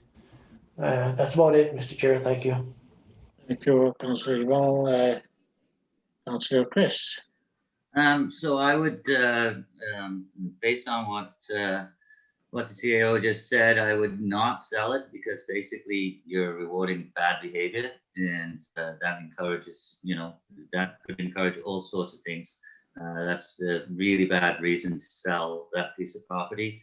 The other thing is, I'm just looking, I just realized there are 2 Holditch streets in Sturgeon Falls, and I also really don't have enough information. I'd at least want a map or an aerial view, and some know where that kind of thing. So 2 factors: 1, not enough information, and 2, I don't think we should reward bad behavior. Thank you. Thank you, Councillor Chris. Councillor Rowley. Thank you, Mr. Chair. Well, I kind of see it in a different way. If it can help the individual, sure, that he did wrong, probably building on our property, but that piece of property is not all that big. If it helps the individual, it's going to bring money in, and it could be used, like Councillor Yvon said, it could be used to direct it in that area. So, and on top of that, we're going to be collecting taxes on that property. If we're not using it, I say that the resident should have it. Thank you. We should sell it to the resident. Thank you, Councillor Rowley. Councillor Leo. Yes, I'm okay. Yeah, I'm in agreement with sale. Okay, thank you, Councillor Leo. Councillor Dan. Like Councillor Fisher stated, perhaps we saw the information a little bit. Like, I'd like to know what we're selling. Is it part of it, or is it? There was no support documents. I too go there often, Councillor Yvon, and I know that the dock is in shambles. And if we were to, if we find out what we're selling, I agree with the sale, and I agree with Councillor Yvon stating that what we should be doing is reverting that money to fix the dock, because it is a safety issue. So that's my statement, Councillor Denny. Thank you, Councillor Dan. Mayor Joanne. Thank you, Mr. Chair. I also took a look at the location. It's not a big parcel of land that the individual is interested. As far as new build, it was construction that doesn't require a building permit because it's a flow. Anyway, it doesn't require a building permit. And at that section, we're saving money because we don't have to maintain that small portion of land and go in there to cut the lawn. And the individual has beautified and maintained that section ever since he's bought the property. It doesn't impede on the boat launch. It doesn't impede on the parking space because there's still vehicles that use the boat launch and they park there and there's no infraction. So I would concur to sell it. And I also concur that that boat launch necessitates a lot of improvement because there are safety concerns that have been identified and that they need to be addressed. And I would concur that it's declared surplus. And maybe at a given time, council should entertain a policy on municipal land and making sure that if we have residents that want to use municipal owned land, that there is a process in place to ask permission, because you know what, to penalize an individual for trying to make it beautiful and beautify the community, I don't think should be subject to a penalty. And I'm confident that, you know what, there are other individuals that do own municipal property and probably no permission was obtained. And they're doing us a favor. They're maintaining the portion of the property that they're using. Thank you, Madam Mayor. Councillor Lees. You're on mute. Councillor Lees, you're on mute. C'est parce que j'étais. OK, merci. Ben moi, je suis complètement d'accord que le morceau soit vendu parce que, je veux dire, si tu regardes, I don't think it's rewarding bad behavior. Councillor Fisher, I don't want to go against what you said because, I mean, that would mean that I am doing that too because I'm maintaining the ditch in front of my house and it doesn't belong to me. And I mean, I make sure it's clean. And I know people that had both on municipal property for years at the end of the summer till spend the winter. A lot of people are using it, but yes, they should ask permission, of course, to do it. And I'm in agreement that we're selling it and that the money that we get from it, declare surplus, the money we get for it goes to the repair of the boat, whatever you call it. I know what you're talking about because I walk there often too, and it's, yes, it is in dear, but I mean, it's not like if somebody, can anything be done on that small piece? It's like every property have a portion of their yard that goes into municipal, especially, I'm not talking about maybe in river or something like that because it's clear cut and, but I mean, in town, I mean, everywhere, there's a portion that even sidewalk sometime and we water line, it's on our lawn. So I would support that definitely. So. Okay, thank you, Councillor Lees. Can I, Chris? So not talking about badly, I'm talking about building something. I mean, I can't believe what you're saying here. There's a huge difference between cutting the grass on municipal property and building a structure on municipal property. Like, okay, you're doing us a favor if you look after the ditch, that's great. But don't let people think it's a good idea to build a gazebo on any piece of municipal property that they want, because this is an atrocious idea. Thank you. Thank you, Councillor Chris. I'm not going to get into a debate. It's been said. Councillor Lees, you had your say.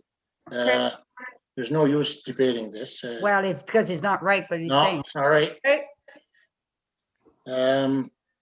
So we have, as far as I'm concerned, I agree with Councillor Fisher that they should apply and like everybody else and to use our lands and to build after and then ask is not appropriate. But it's 1, 2, 3, 4, 5. We got 6 okays, so it's passed. Nothing we can do. Melanie, that's all you needed. Thank you. I pass the floor back to Madame Mayor. Thank you, Mr. Chair. We move on to mesures d'urgence et sécurité publique, emergency measures and public safety, and I'll pass it on to Councillor Chris. Okay, thank you. And I have 2. Just give me 1 second. Where am I?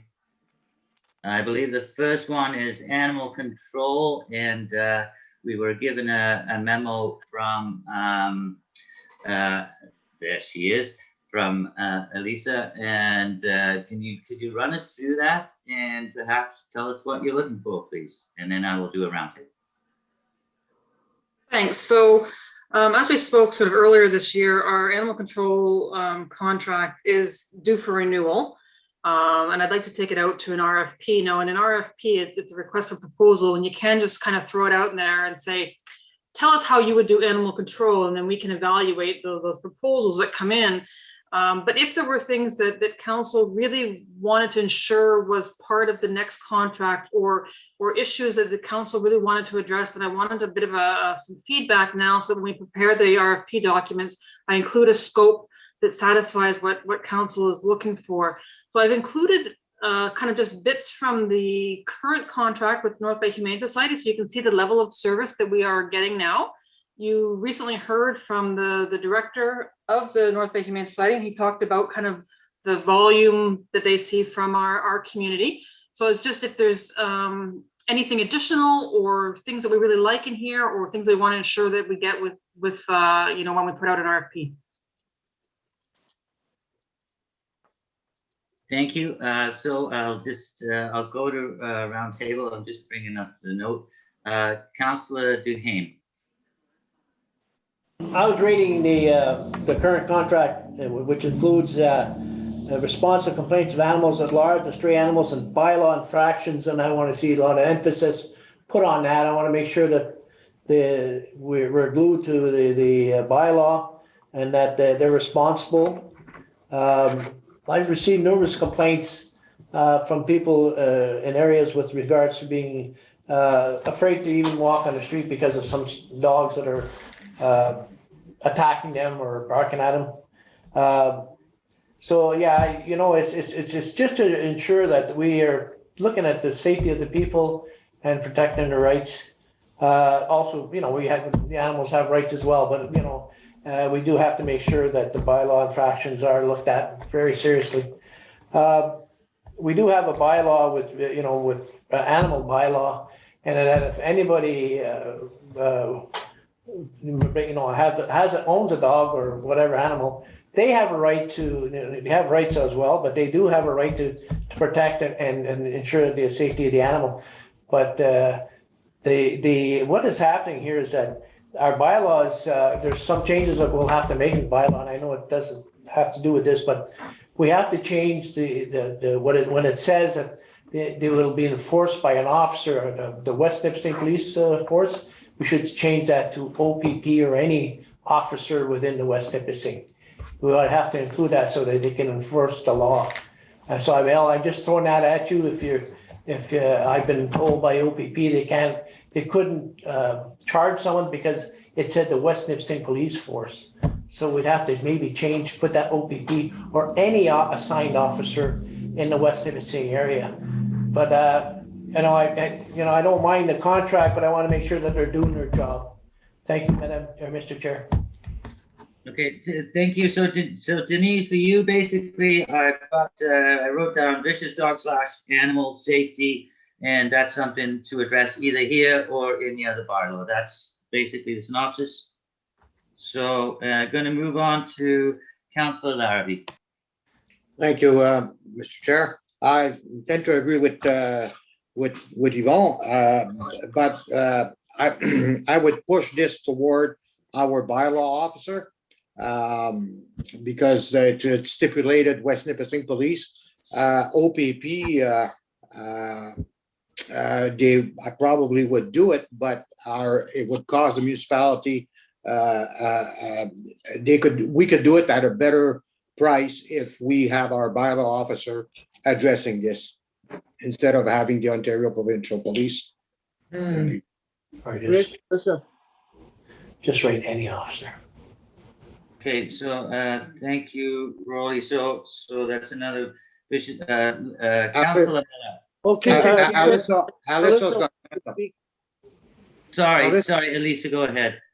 I don't have we very recently redid our dog and cat control bylaw. I don't have it in front of me, and I suspect that the new one does not reference West Nipissing Police Service. It likely references bylaw and North Bay Humane Society and excludes OPP, though probably. They are probably correct. And the dangerous dog stuff does sit under that bylaw, I believe.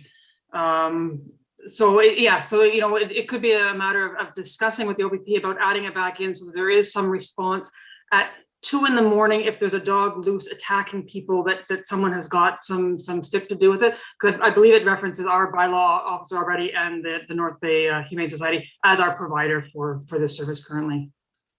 Okay, thank you. Councillor Mallet. Okay, yeah, I agree with the RFP, and we have to do one, and it's not everybody that can do it, but we'll see. I agree with the RFP from Alyssa. Okay. Thank you. Councillor Ravita. I have no issues with the RFP. The only thing that I was going to comment is where do we have the enforcement of the barking dogs? That's the main complaint that I get all the time. People stopping me while I run and tell me that so-and-so's dog barks at them. What do we have? Alyssa? So if I may, so again, barking dogs fit under the noise bylaw. And barking dogs are frustrating, and they're frustrating to enforce and to gather evidence and to move forward on it. It is frustrating, but they do sit under our noise bylaw as opposed to any of the animal bylaws at this time.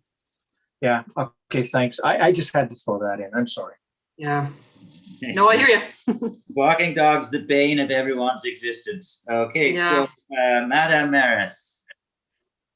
Well, since we're looking at the RFP content, there used to be vaccination clinics that would take place for rabies for dogs and cats. And this was hosted in different communities like in Field and River. I'd like to see what the cost would be for that to be reinstated. If we're doing an RFP process. But while we're on the subject matter, is there a timeline by which the RFP needs to get done, Alyssa? If I may, Mr. Chair, if I can ask Alyssa that question? Go ahead. So because we're July already, I would be hoping to have a sort of an idea out tonight on sort of what what the key points council wanted to include in scope, so we can have an RFP out sort of immediately with response in August and be prepared so we can give notice if we're going to transition or not on January 1st, or if we need to get into a short-term agreement with North Bay Humane Society or what we're looking at. So okay. I would like to move fairly quickly with this now because the end of the year is coming up fast on us. Okay, well, okay, so based on that, the other issue also is physical presence within the municipality. We're paying $100,000. I'm not criticizing the service provider, but it was a benefit that we had in the community, and at the same time, they assisted with enforcement. And I think there's a lot of complaints, about the dog poop, and a lot of complaints, when it comes to animal issues, and if they can assist with enforcement. But they used to have an office, a physical office here, and they also took care of the tags. And I just find right now, I don't even know whether or not if we're getting a lot of tags sold, not sold, what's going on with that. I know it's the municipal, you can get it at different places. And I'd like to see some communication, because when we got the delegation, there was going to be some type of communique that would be released and shared with the public on the phone numbers to call, when to call, the hours of service, and what do they do? They deal with the animal portion. When it came to attacks, then it was police enforcement. So communication with the community and the other items that I mentioned. Thank you. Councillor Dennis Seneca. I'm good with this, Mr. Chair. Thank you. Councillor Lee Seneca. Well, I'm good also with that. Obviously, the present and right now, I think I hear a lot of complaint too that, they have to wait when they call and blah, blah, blah, but people complaining, they will complain anyways, even if it's here. But yes, for the noise bylaw, it's very annoying if you have a dog that's barking every day. But it's very hard to try to stop it. And that's something I want to bring up, the noise bylaw at later date. But I'm okay with that. I think adding maybe a few of the things like the rabies thing, because it would be a service that we can provide. And so it's a good start. And so I'm okay. Thank you. So basically, I think that's enough direction. I also kind of agree with I didn't really know about the clinics, but I mean, I wouldn't just outright agree. I guess, Elisa, could you put in like how much extra would it be? Could you do clinics, that kind of thing, as a menu type thing, and then we can say yes or no, or is that something we'd all need to agree to? So I mean, I can certainly the same with what the definition of physical presence is. Whether physical presence means an office in there, or that just that you have people circulating in the community. But the vaccine clinic is a little bit. I wouldn't include it as the full RFP. I would put it if council wants as an option, simply because vaccines must still be administered by a registered professional, and you might be limiting who might bid on an animal control contract potentially.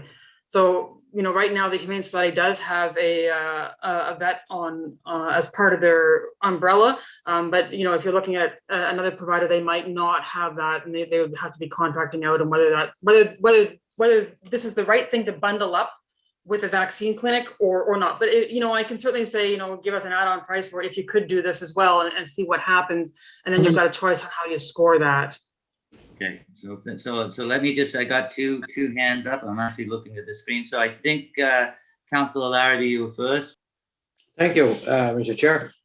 When it comes to the vaccine for rabies, the ministry actually would respond to this as soon as you would see rabies in the area. And you don't see them because there's no rabies. But as soon as rabies would be identified, the ministry automatically would be coming in with shots to take care of the animals. Thank you. Thank you, Councillor Revita. The caution that I would have is we're getting into the domain of the private enterprise. We have a vet in town here, and that if we start giving free clinics for vaccines, I think we're getting into the public sector, and I have a problem with that. So there must be a reason we discontinued it. And the thing is that we do have good, solid business people in our community that are providing that service, and I just want to caution people around the table. Okay, so thank you. So Mr. Chair. Can I answer that, sir? Yeah. Okay, well, to come back to that, first of all, somebody do a RFP for that, and they're going to take care. They would have to be a vet to be able to give the vaccine. So they will have to create a partnership with the business in town, the vet that can do it. Like, it's not just anybody that can give a needle. But I think I'm in agreement with Alicia that maybe we can. And maybe just say something if they would people that it would be an asset if they would be try to make a partnership with a vet, whatever. But I agree that it won't be them that's going to give that. I don't think a veterinarian is going to take the job of a dog catcher, and humans. I think they're going to be part of it, but they're not. They got to do their part. But c'est assez clair ou c'est pas assez clair? Ça fait-tu du bon sens que j'essaie de dire non, hein? Mais en tout cas, moi, je réponds. Yeah, that's clear enough. So is there anything else, Madam Mayor? I was just going to say, you know what? I don't even know why it was discontinued, but I do know it was a service that they provided and how they provided the service. And I like the option of saying over and above, if this was incorporated, could you do? And if you could do, how much would it cost? I think it's worth it because M&R doesn't always respond to rabies. Unfortunately, there is a case that administration is aware of and that I'm aware of in the community of Field, and M&R did not respond. The animal went at large and came back, and it was quite an ordeal. So I think, Elisa, do we have direction? Do you have enough to work with that? I'm good. Yep. Okay, so thank you. So I'm going to move on, but I don't know to what yet. So just give me 1 second. I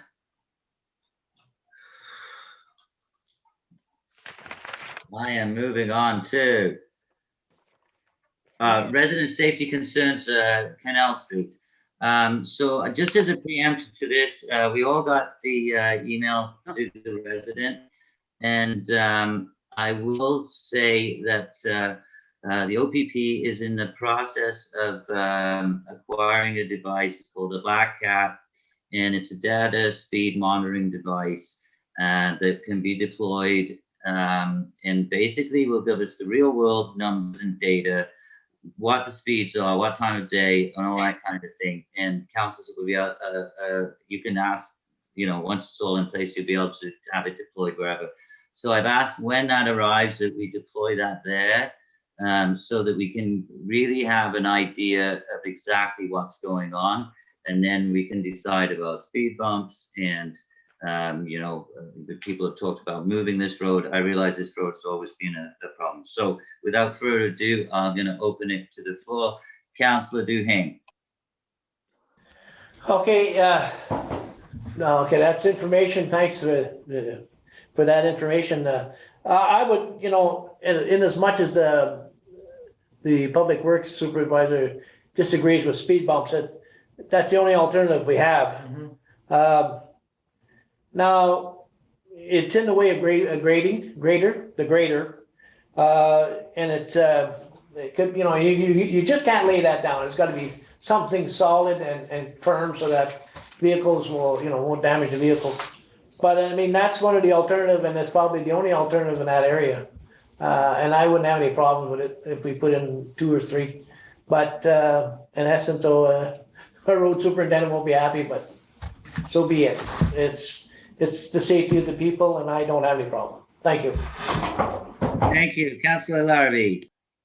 Thank you, Mr. Chair. I would recommend that we wait until we get all the data from the UPP with this Black Cat device or whatever you call it, to make sure. Sometimes some resident will be standing on the side of the road, see a vehicle go by. Sometimes it looks really fast, and if you were to have a radar, sometimes they're not. So I'm not saying this is always the case.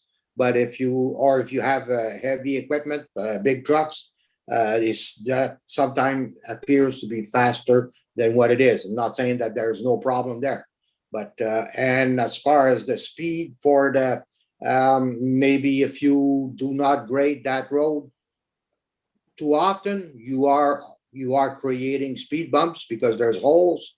Maybe that would deter some speed by itself, because putting speed bumps on the road when you're trying to grade or when you're trying to push snow or whatever, it doesn't work. So that's it's only creating more work to our employees on public works. So with the data, then the police, if there's an issue, there'll be a big issue, the UPP could go there and get the speeders. Thank you. Thank you. Councillor Mallette. Yes, thank you, Mr. Chair. Yes, well, I did receive a lot of complaints on that road for the last number of years. And I'm glad you mentioned, Councillor Chris, with the new data machine, the time of day, how fast they're going and all that stuff, because they're probably just locals that live on that road. Because I know it's not people visiting, because it's just local people. They'll probably in early in the morning and at night we go back home. But I know it is an issue, and there's a lot of kids around, and there's a park and all. And I agree. And like Councillor Yvonne said, speed bump may be a solution. It may be hindered too with our own employees, but we have to look at it. We have to do something with it. Thank you. Thank you. Councillor Rivera. Well, I'm going to go back to the old issue that I brought up a long time ago. The solution is not speed bumps. The solution is not this, that. Solution is to move the darn road. I lived down that area for a number of years when my grandmother owned the Sunbeam Hotel. And I know that they do speed on that road, and it's very dangerous all the way down. At the time, people were talking about moving the road. I think that sooner or later, we're going to have to make a commitment to move the road.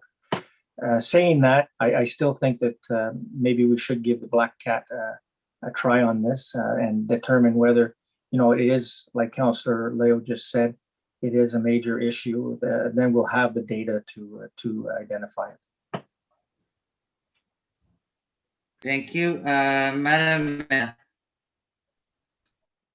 Thank you, Mr. Chair. Well, it's been coming to the table frequently because we had that discussion from the lodge operator that submitted the information to council last year. And I believe the year before as well. We're looking at a 25-kilometer zone. And, the speeding is an ongoing issue. It's a safety concern. People walk. It's a camping area as well.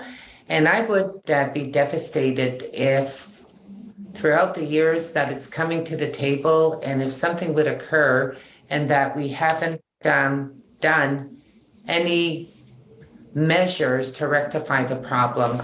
I think the fact of gathering data is good. It's prime time right now, prime season, where there's more circulation going to that location. And I would concur that a speed bump be put up for the summer months.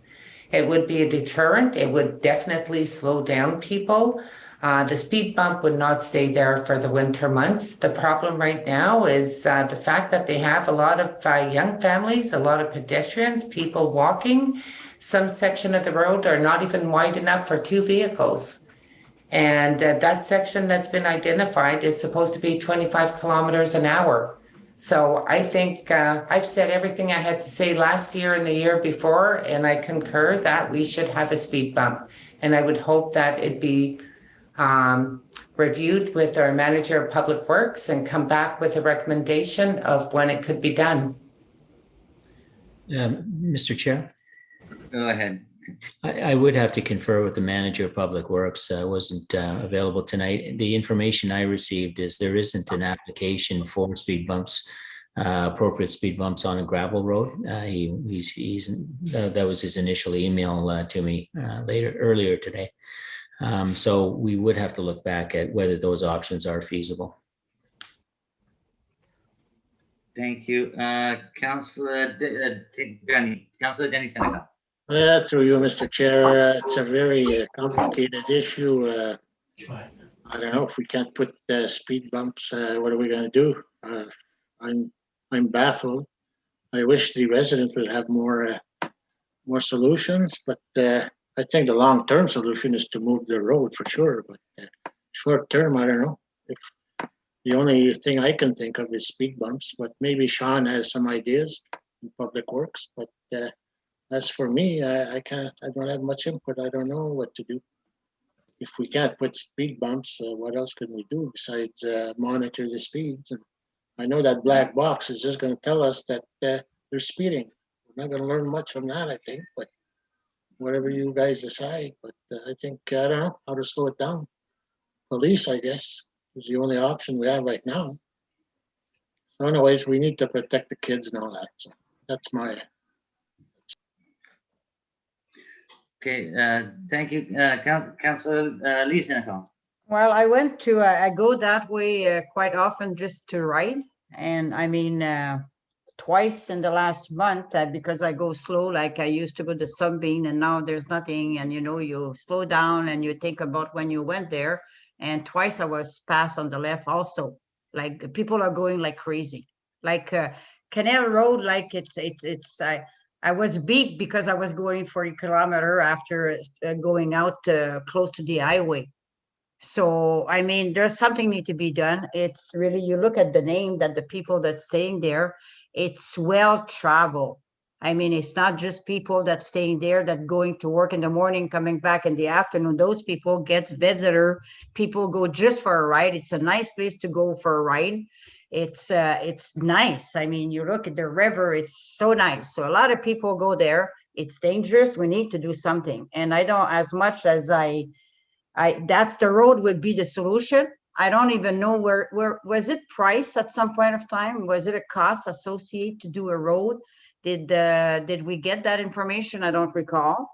But in the meantime, the black box won't do nothing. I mean, we got it on Toronto Street, and I mean, we take number, we know how many car, but I mean, what are we gonna do? Wait till somebody got killed?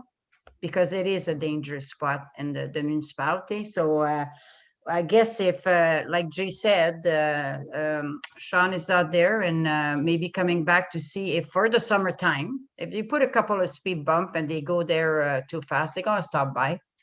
And to wait till the road is not graded, well, that's not really too nice for the people that's living there, and they're gonna have speed bump all over the place and hold, and cannot do that either. So there's no magic solution, but we need to find something. So that's what I have to say.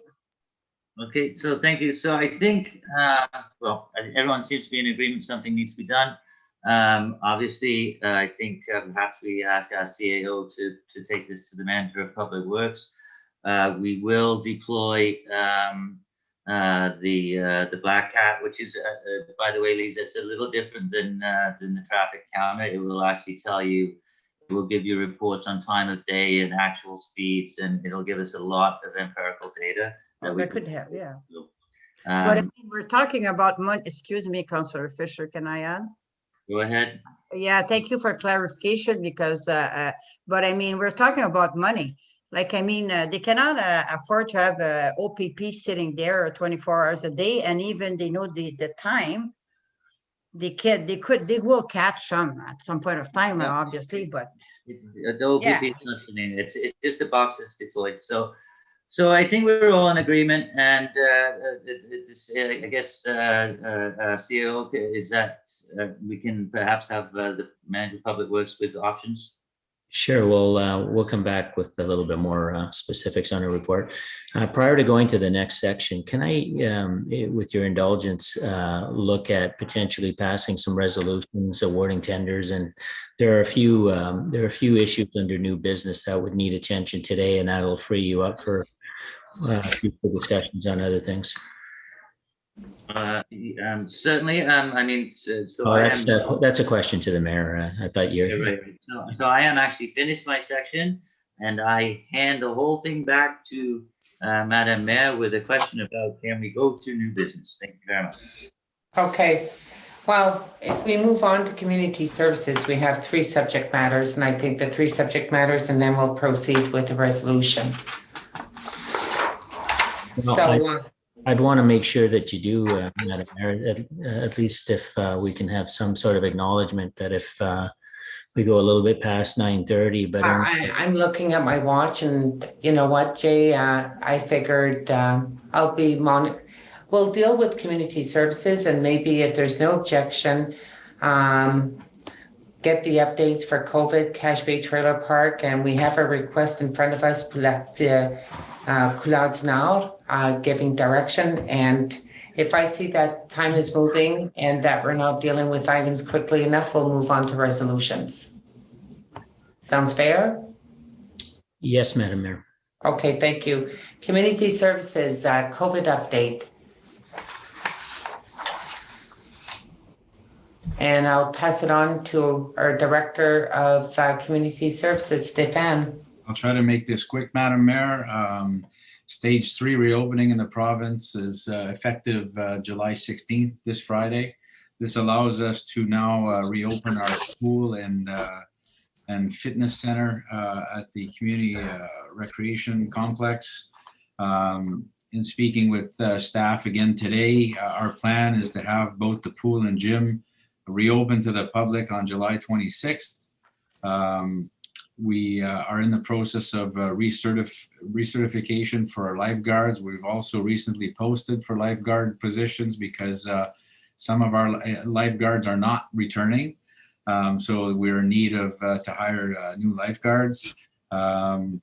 We will be communicating the pool and gym schedules to the public in the coming days. We're working with communications to get that piece out as soon as possible, but we will be operating the gym and the pool as we did prior to the major lockdown, where we're limiting the number of people in the pool and gym and alternating hour-and-a-half blocks between the pool and gym opening. And we also will be taking bookings only, no drop-ins. People will be asked to buy tickets and redeem them when they call in to book their pool or gym sessions. So all this information will be disseminated to the public in short order. As far as COVID is concerned in arenas, I know it's July, but we are planning for the fall.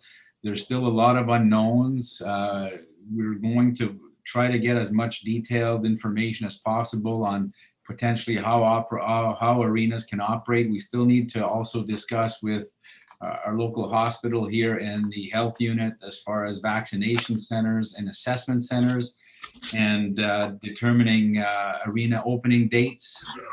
So there's still a lot of unknowns pertaining to arenas. The stage 3 reopening also allows for the museum to reopen. We will be moving ahead and posting the museum manager and museum assistant position shortly.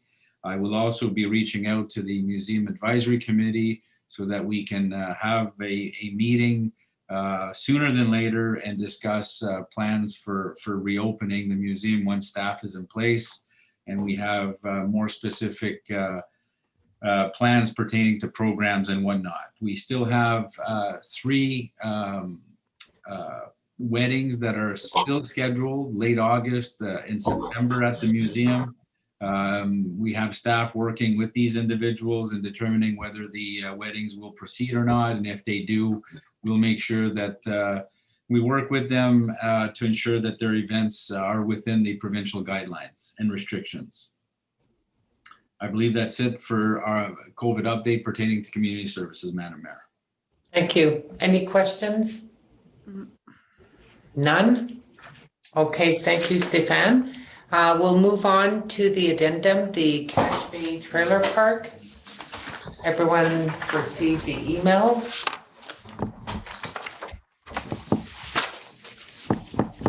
Okay, so that has been added based on various complaints that were provided by the campers that are there for the season, and even transient campers that were there for short duration. But I'll just pass it on to our Director of Community Services, who provided us with a memo and probably some direction that's required by Council. So again, without reading the memo, Madam Mayor, I'll try to make this quick. It's an ongoing file. We've spent a lot of time looking at concerns that have been sent our way pertaining to the park operation. I actually was there personally. I know other staff have been there personally, and I know some councillors took the time to actually visit the site as well. The first thing highlighted in the memo is that the municipality entered into a contractual agreement with a park operator. That's no different than other locations or other venues that we lease out to businesses or organizations within our community. We basically do not get involved in the operational aspects pertaining to space that we lease. So it'd be no different than if a member of the West Nipissing Chamber of Commerce would have issue with the fees being raised by the chamber. We wouldn't step in as a corporation and just because they're renting space from us. So I think we need to really identify our role and the park operator's role as well in all this. So some of the complaints we have received, however, does pertain to the municipality because it is our infrastructure. So the pool being one, the hot water provided to the public showering facilities is another one. And the third most common complaint that we've received is access to the recreational facility within the park called the Club Rendezvous, or the Rendezvous Building. So as per the pool, the operator, as I indicated in my memo, the operator did intend on operating the pool. He was confident that the pool liner could sustain another year of use, and that we would look at possibly replacing and costing out a new liner for the following year. When he tried to put water in the pool, as the pictures show, not only did the pool liner start coming undone, but the bracket that holds the liner that's basically cemented in the concrete came undone. I then visited the facility, and we were able to get a pool contractor on site to assess the situation. There are two options if council wishes to consider them. One is replacing the liner and the trim bracket, or the liner trim bracket, at a cost of $7,800 plus HST. I must add that in order to order the proper liner for the pool, there's a 5 to 7 week completion period to have that done. There's more extensive work that is required at this pool. It is a pool that's 40 years old. And the contractor said that he would recommend, because if we just do the liner and the bracket, within a year or two, we're going to have to do more work, and it might make the work that we're doing this year obsolete and having it redone. So option 2 is replace the liner, repair and refurbish the pool deck. As you can see in the pictures, there's certainly some work to be done there. Fittings, drains, and fitting connections all need to be replaced at a cost of $21,420. Again, to do that work is 6 to 7 weeks. And we're already mid-July. This would basically null and void use of the pool during this camping season. So we're recommending to council that we keep the pool closed. I know some of the campers will certainly be disappointed, but for everyone's safety and to allow us to do a more thorough inspection and a more thorough breakdown of costs moving forward, we are recommending that the pool remain closed and that we come back to council with options. The other component of the hot water being supplied to the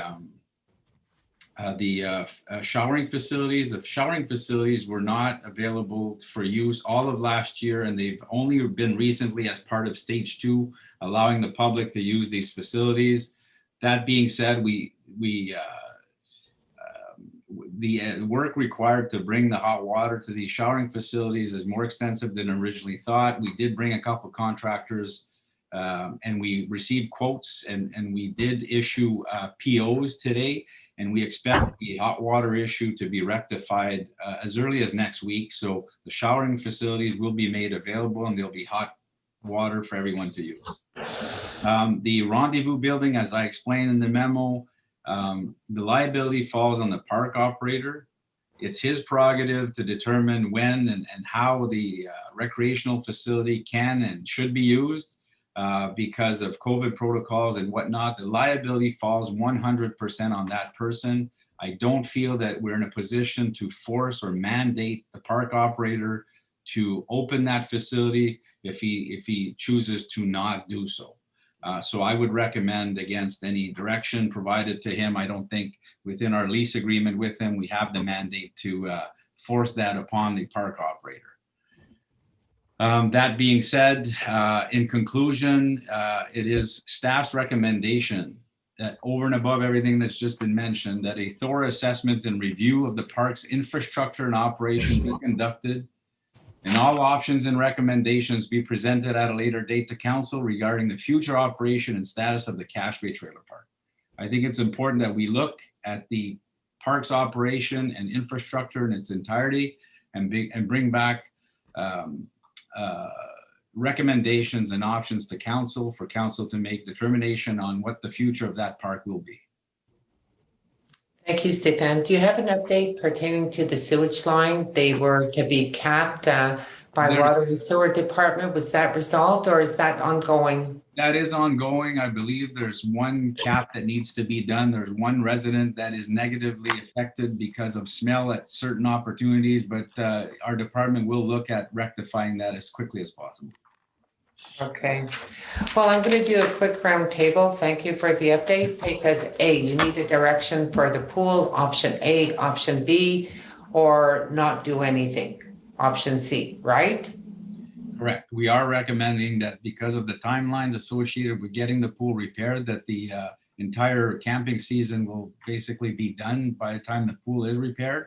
So we would recommend not spending any money in repairing the pool, keep it closed, and we'll come back after we are able to do a more thorough investigation as to what can and should be done with the pool if council opts to keep the park operational the way it is for future years. Okay, quick roundtable, Conseil Yvon. Monsieur Madame Mayoress, in looking at the pictures, the pool is in dire need of repairs. It's unfortunate that we hadn't looked at that sooner. I'm not in favor of repairing the pool at $8,000. I think it's just a waste of money.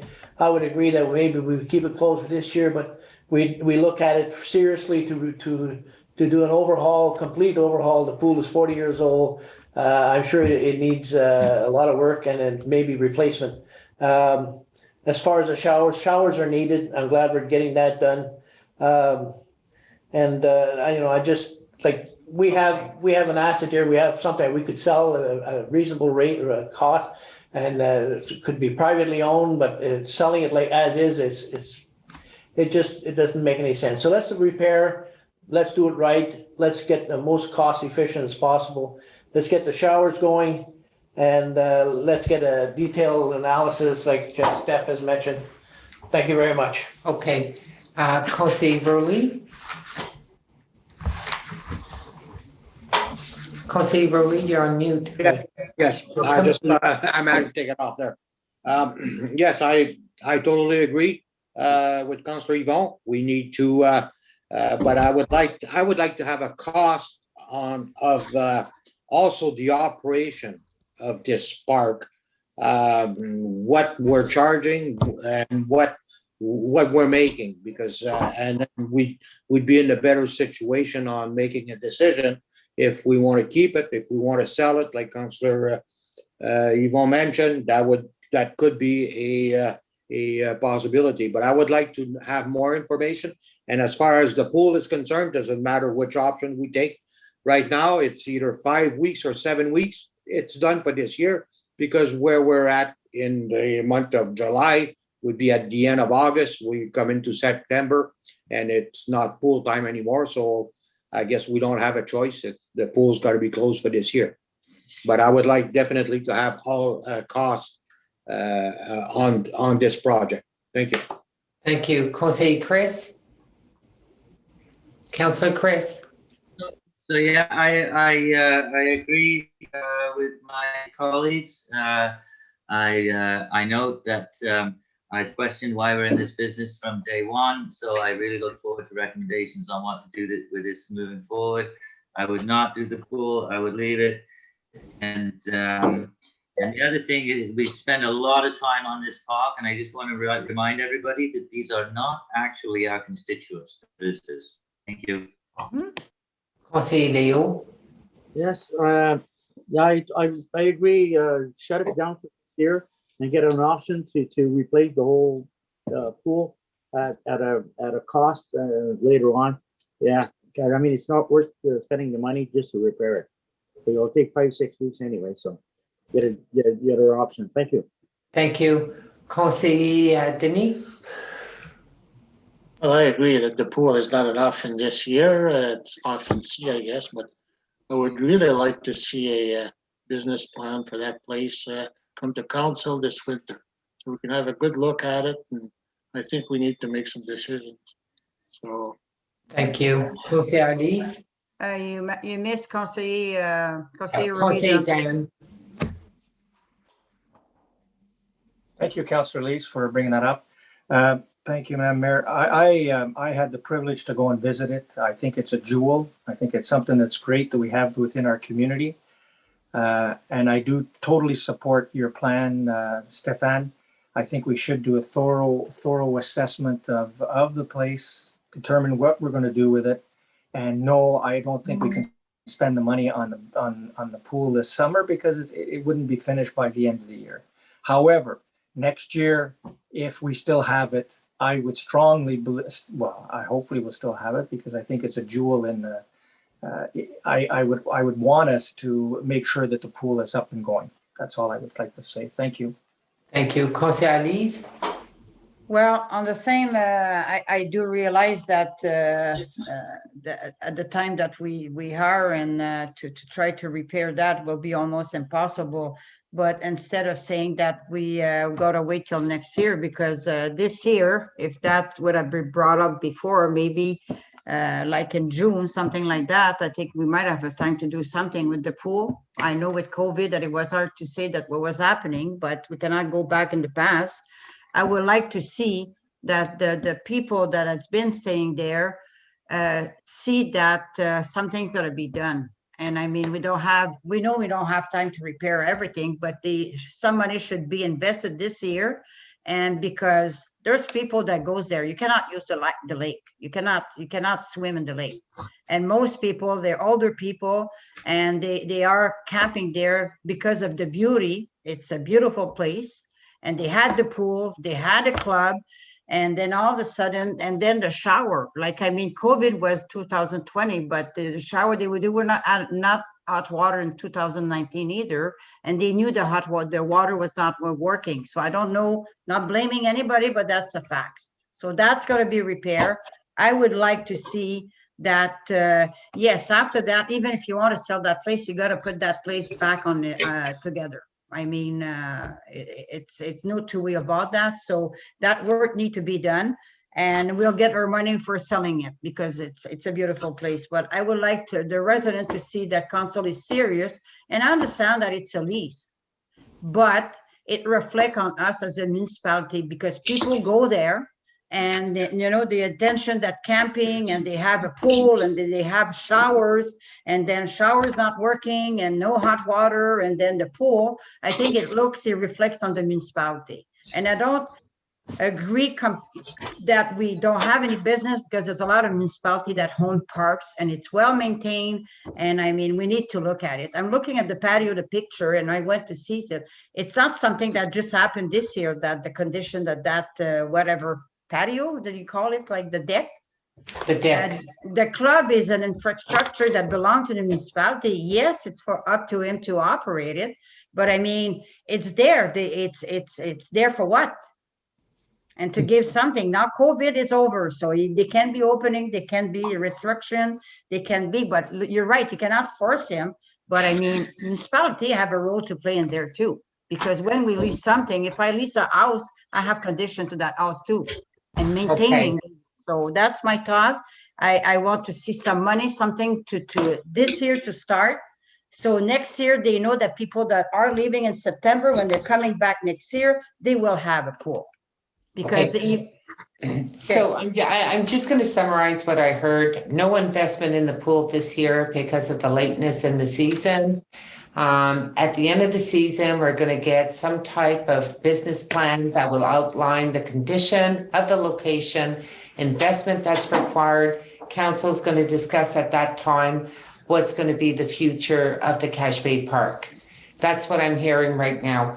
I'm going to echo that I've never had complaints as I've received complaints this year pertaining to the park. There's issue of communication between the campers and the operator that I hope that we can echo that information to the operator. I think that people that are coming in for short stay and overnight campers, they need to be told they're coming in with the assumption there's pools, there's showers, there's these type of facilities, but not all facilities are available. And I think as a municipality, when we say we're not catering to our own, it's a combination. We've got people that are coming in, they camp there year round from Hearst, from Sudbury, from West Nipissing, from North Bay, names I've never heard in the past. It's unfortunate, but I'm not going to dwell on the past because we need to deal with the issue today. But I would have an expectation that the operator will convey the information to all the campers that are there for the season, that the pool will not get repaired. I don't agree with the facility, like Councillor Lee said. They're nearly all retired people that are there. And they had one community location that they could meet, play cards, small groups with stage 3. I mean, if I'd be a camper paying an increased rate, I'd want some type of service attached to it. So maybe we cannot force the operator, but we can give a message to the operator that we would hope to be able, for the enjoyment of the camper, open the facility and put in the provision to make it safe, because all other campgrounds, their facilities are entirely open. And I would hope that would be the direction. And I'm going to ask the question to council. Do we want the operator, do we want to encourage the operator to open the rendezvous facility for the campers that are there, knowing that they have nothing else? They don't have a beach, they don't have a pool. We can't force the operator, but can we recommend to the operator, as a council, do what you can to open that facility for the enjoyment of the campers? Yes or no? Yes, for sure. Show of hand for yes. Show of hands for yes. Yes. Okay, so 1, 2, 3. Cat. Okay, so we're not even giving emphasis. Yeah, Broly, you agree? No, We what recommend? what I'm saying, we were just told by staff that because of COVID, we cannot force that on.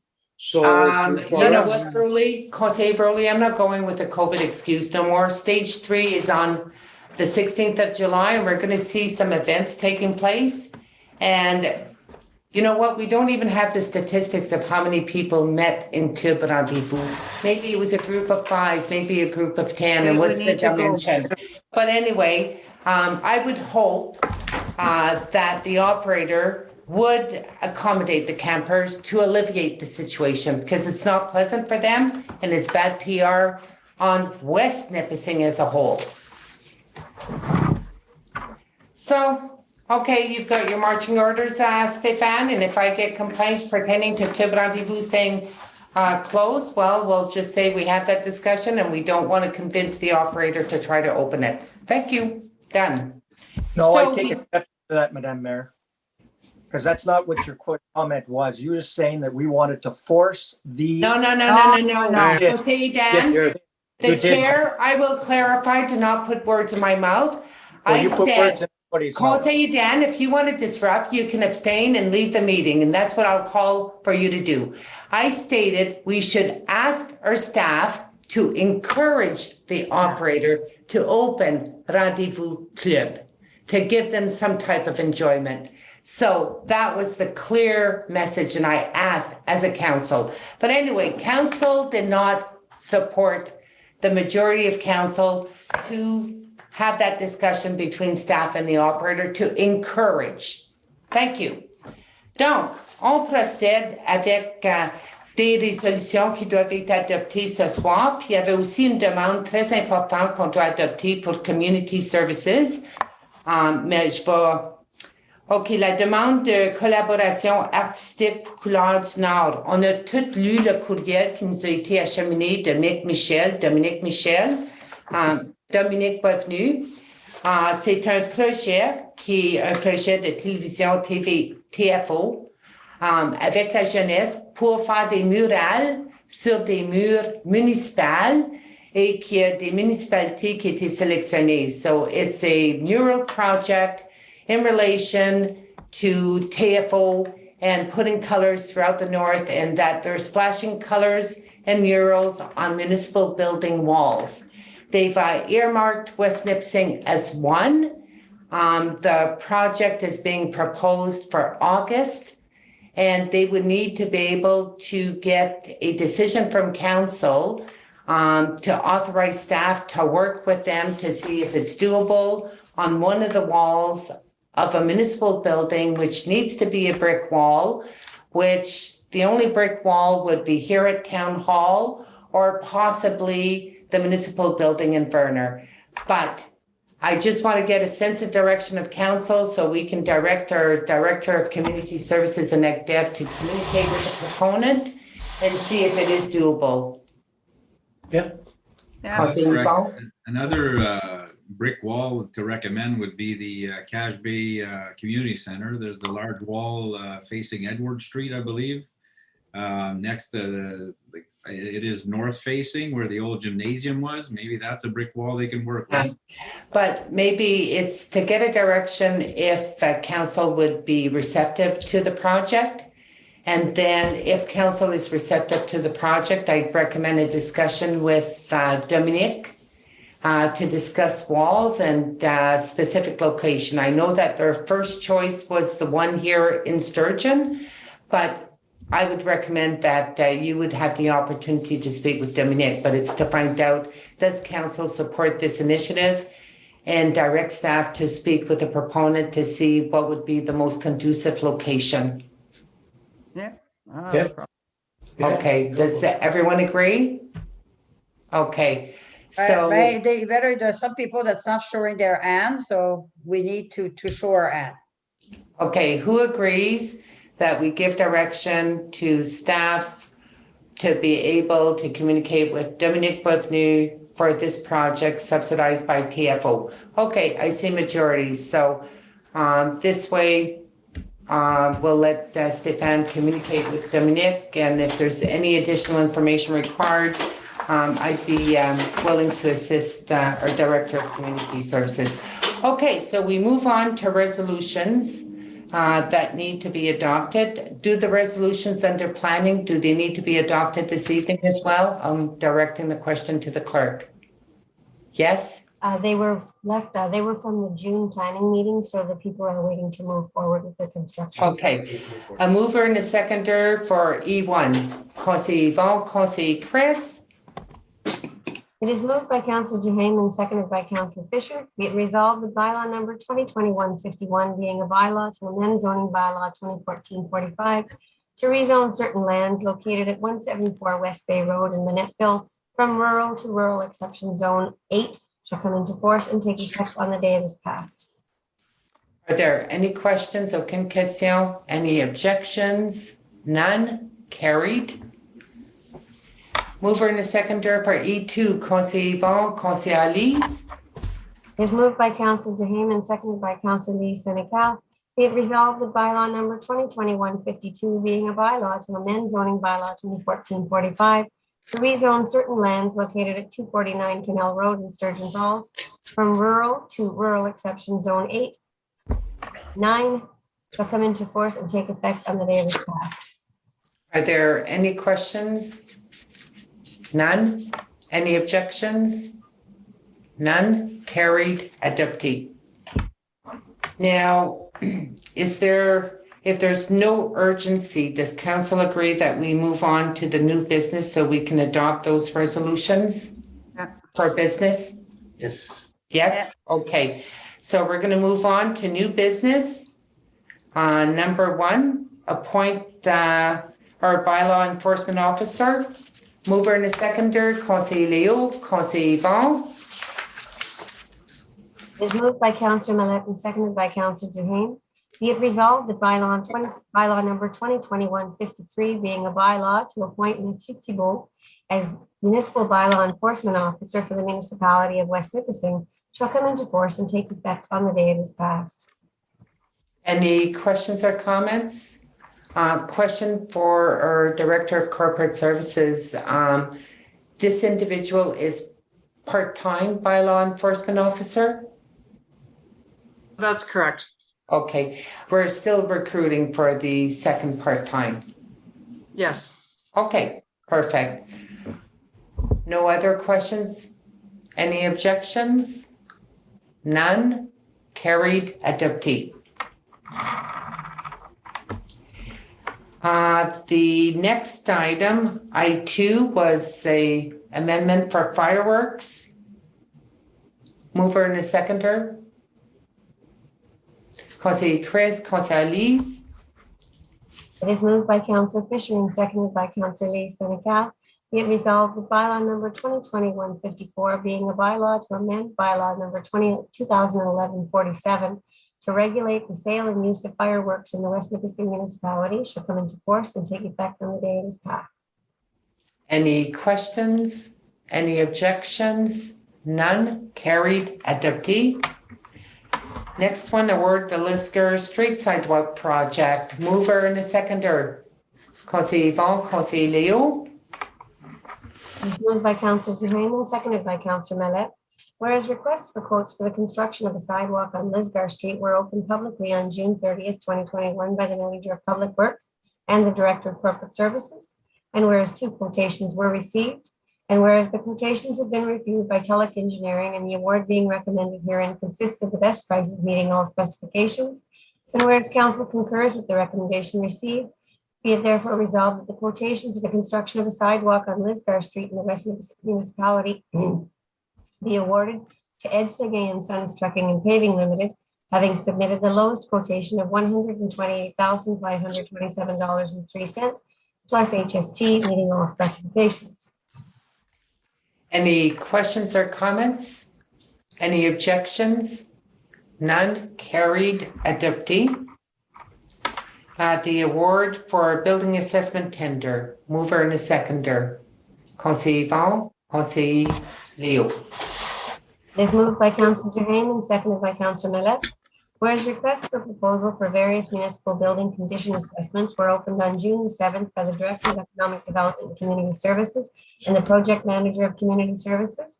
And whereas 9 proposals were received, and whereas the proposals have been reviewed and the award being recommended herein consists of the best prices meeting all specifications, and whereas Council concurs with the recommendation received, be it therefore resolved, the request for proposal for various building municipal condition assessments be awarded to Stevenson Engineering Limited, having submitted a proposal of $54,700, meeting all specifications. Any questions or comments? So that's, Madam Mayor, that's Conseiller Yvon? assessing the buildings, right? For, So it's phase 2 of our building condition assessment. So that Oh, we okay. can have so we did the major buildings last year. Now we're doing the rest of our facilities. okay, thank you. Any other questions? Conseiller Dan? Ton micro, Conseiller Dan. Sorry. So will you bring the second report with the first report to us as one report? Yes, once we have all the data, Councillor, we will come back with our full capital or infrastructure asset management plan for all of our facilities. Excellent. Thank you. Any objections? None. Carried. Adopted. I'm going to ask direction from council. I know that our Director of Corporate Services has the presentation for the first quarter financial report, and we've got a resolution. I'm just going to ask our Director of Corporate Services, is it time sensitive for this evening, or can that be deferred? Nope, not at all. Doesn't matter. Okay. What does council want to do? Defer. Okay. Sorry, Alyssa, we'll just defer to our next meeting. The request for noise bylaw exemption, which is a memo that we got pertaining to a wedding celebration that is scheduled to take place at 250 Fort Road, Sturgeon Falls. Oh. So maybe just a quick question here, because the wedding reception is on August 14. It's going to be outdoor till 1 a.m. at one of the following addresses, either at the museum or either at 680 de l'Homme Road. Are there any objections, Melanie? I was just going to clarify the reason for the 2 addresses, but Okay. Is there a reason? it's because they're uncertain of what the reopening is going to be. And as our director had indicated earlier, staff are still discussing weddings with the people who booked for the museum. So if it doesn't go at the museum, they're going to do it outside at their home. But either way, it involves a live band. Okay. So we would still need a mover and a seconder for the resolution. Conseiller Yvon, Conseiller Leo. It was moved by Councillor Duhaime and seconded by Councillor Millet. Whereas a request was received from Sophie Typhaev seeking council's authorization for an exemption from the municipal noise bylaw in order to host a wedding celebration. Be it resolved that council authorizes an exemption of the West Nipissing Municipality's noise bylaw 1999-75 for a wedding celebration requested by Sophie Typhaev, which will take place on Saturday, August the 14th, 2021, from 4 p.m. until 1 a.m. at either Sturgeon Falls River House Museum or 680 de l'Homme Road in Sturgeon. Any objections? Aucune objection? None? Carried. Adopted. Is there a mover and a seconder for the request for the no cut policy? Conseiller Leo, Conseiller Yvon. It is moved by Councillor Millet and seconded by Councillor Duhaime. Whereas at the meeting held on July the 13th, 2021, Council received a request from Yvette and Danielle Bélanger seeking authorization for an exemption from the Municipal No-Cut Policy 2009-268 in order to proceed with the installation of natural gas services at their home located at 13 Saint-Jean-Baptiste Street in Verner. Be it resolved that Council authorizes an exemption of the West Nipissing Municipality's No-Cut Policy 2009-268 in order to proceed with the installation of natural gas services at 13 Saint-Jean-Baptiste Street in Verner as requested by Yvette and Danielle Bélanger. Okay. Conseiller Yvon. Okay, so what's happened here is that the person, and it's unfortunate it happens. I wish people would look into it before. By the time they will cut the road, like it could be cut in 2021. By the time they cut the road, it's going to be late in the fall. So, I mean, there's only 2 or 3 months left for that period of time. I would accept that we allow them to do it because of the short period of time. Conseiller Dan. You're on mute. I know I'm on mute. Yvonne, through you, Madam Chair, the comment about the last time when we approved one, the person had to put some money in trust. And in as much as that if the road dipped or something like that, then we would use that money to repair it in the future. Does this apply on this one, or this one is you're just asking that it be cut completely? Can I respond to that in a minute? Yes, you may. You know, Dan, I agree with you on that. And you know what? We should do that every time they cut into a road. Okay. But yes, I do agree that we should implement that. But just a second here, I'm just going to ask the clerk. We do have a bylaw for the no-cut policy. We do get a retainer to be able to fix. Is the retainer adjusted according to the age of the road? Not that I'm aware of. I believe that the retainer is just based on the value of the project, and then it's held for the remainder of the term. So in this case, the remainder of the term is a short time. That's right. And probably if there is an amount that they have to pay, it would be very small compared to what we have previously discussed. I couldn't speak for that. I don't know what the project entails. Okay. I wouldn't think so. Okay. Madam Mayor, Yes, just for information, Madam Mayor, he called me and the patch is only 2 feet by 2 feet. It's not across the road, so that would be missed. Just for information. That makes a difference. The cut wouldn't be the full length of the road. okay, so based on the memo, yeah, the area of pavement would have to cut and patch would be approximately 2.5 feet by 4 feet. So it's not the entire road. Conseiller Rowley? Thank you, Madam Mayor. Yeah, I totally agree with this. Sure, we do have a bylaw that says no cutting, but like Councillor Yvon said, there's only a couple months left, and that would definitely accommodate Mr. Bélanger. So I agree 100%. Let's do this. Let's do this for him. Thank you. Does the resolution identify when the cut is being proposed? No, it does not.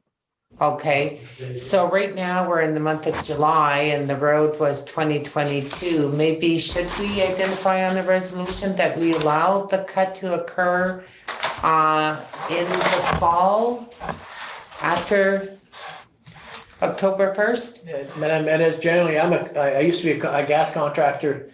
I still am. I'm still licensed. The cuts were usually done in the fall because they would get enough cuts and then they would proceed with that amount of work in our facility, in our area. Madam Mayor, just for more information, the air conditioner and the stove and the furnace is already installed. We're just waiting to install the gas. Everything is there, and that's why we want it as soon as possible. That's just for information.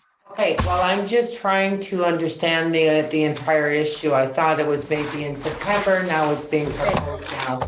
So that would depend on you. And you go around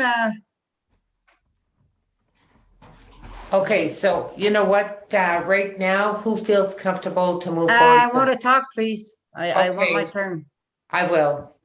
Okay, so conseiller Chris, conseiller Denis, conseiller Lise, vous avez pas parlé sur ce sujet. So I'm comfortable with this one, and I just will point out, this is more, I believe the way this one's situated, it's more older than on the road. And I wouldn't want to set any parameters on them. If we're gonna let them do it, let's let them do it. Thank you. Conseiller Denis, Go ahead, do it. conseiller Lise, Well, you know what? I have to say, we refused somebody last meeting. And it's not because he have no internet, he wants to convert to natural gas. I mean, it's not like he doesn't have nothing. Convert for me means I'm eating with something and I want to change to something else. We refused somebody that a mistake was made, I guess, because it was not clear. It was not to repair, it's because their furnace was broken and we had permit that at some point of time. And we refused one at the last meeting. I'm sorry, I wish I could say, but I like to be fair to everybody. And I mean, if you, obviously the majority is supporting it right now, I cannot support because we refused somebody that had no heat at all. It was not a question to convert. It was just to save money, which I understand. I feel for them. I have no problem with that. But the other one have no heat and it will have to pay $2,500 right now to have something, they gotta go around something like that to do it. So I cannot support it. We're creating precedent. We don't follow our bylaw or we follow them. It's not like the case on Nipissing where the house was built. You cannot leave a house unbuilt because you cannot go across the street. But I mean, we accept somebody last year, I think, because he had no heat. You have to have something, and we permit it. We did not permit that person because we thought it was repair and he wanted to exchange. Now this one, we got to permit it to convert. I don't agree. So that's my stand, and I really apologize to the people. You're not gonna like me, but I'm not here for. I have to do it. I cannot. Thank you. Excuse me, Madam Mayor, don't we have a bylaw that we have to pass for going beyond 9:30? Yes, we do. What time is it? Oh, It's It's beyond 9:30, so you know what? We need to adopt a resolution to extend our curfew. So then we need a mover and a seconder. Conseiller Rowley, Conseiller Chris. It was moved by Councillor Larrabee and seconded by Councillor Fisher.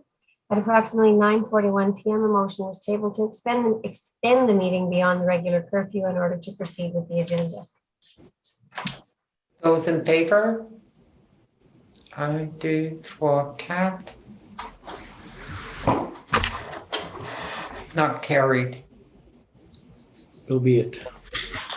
Madam Mayor, prior to, can I just get a conclusion as per Councillor Lees? If there was a, I think I'd like to finish off the one comment, and I believe there was concurrence to provide an exemption. Can I suggest that that was the way that vote would go, please? Well, I was just going to ask that direction because we've been discussing this. Thank you. So there's 3 options for this individual. I heard that people agreed to the cut. Well, the majority agreed to the cut. That's what I heard. We debated the timeline of the cut because I know I brought it up based on the memo that the individual provided, that the no cut would be effective 2022. I don't think that road was, when we say 2022, when was the 5-year does expire? Is it January 1st, 2022? Or is it during construction season of 2022? Maybe can you answer that? Because normally when we do road work, we do the road work in the summer or in the spring or in the fall. So if we would have rehabilitated Saint-Jean and the 5 years would have ended in 2022, is it fair to say that we're going with the assumption January 1st, but it could have been later in 2022. I don't know. Right, you're probably talking give or take a year. So, I don't know that it would be material to the other matters that you granted the request on, but it obviously goes without saying they're not going to be doing the work in the wintertime. So anyway, I'm not sure of the exact answer, but Okay. Because I just want to make sure that we make a decision based on are the facts.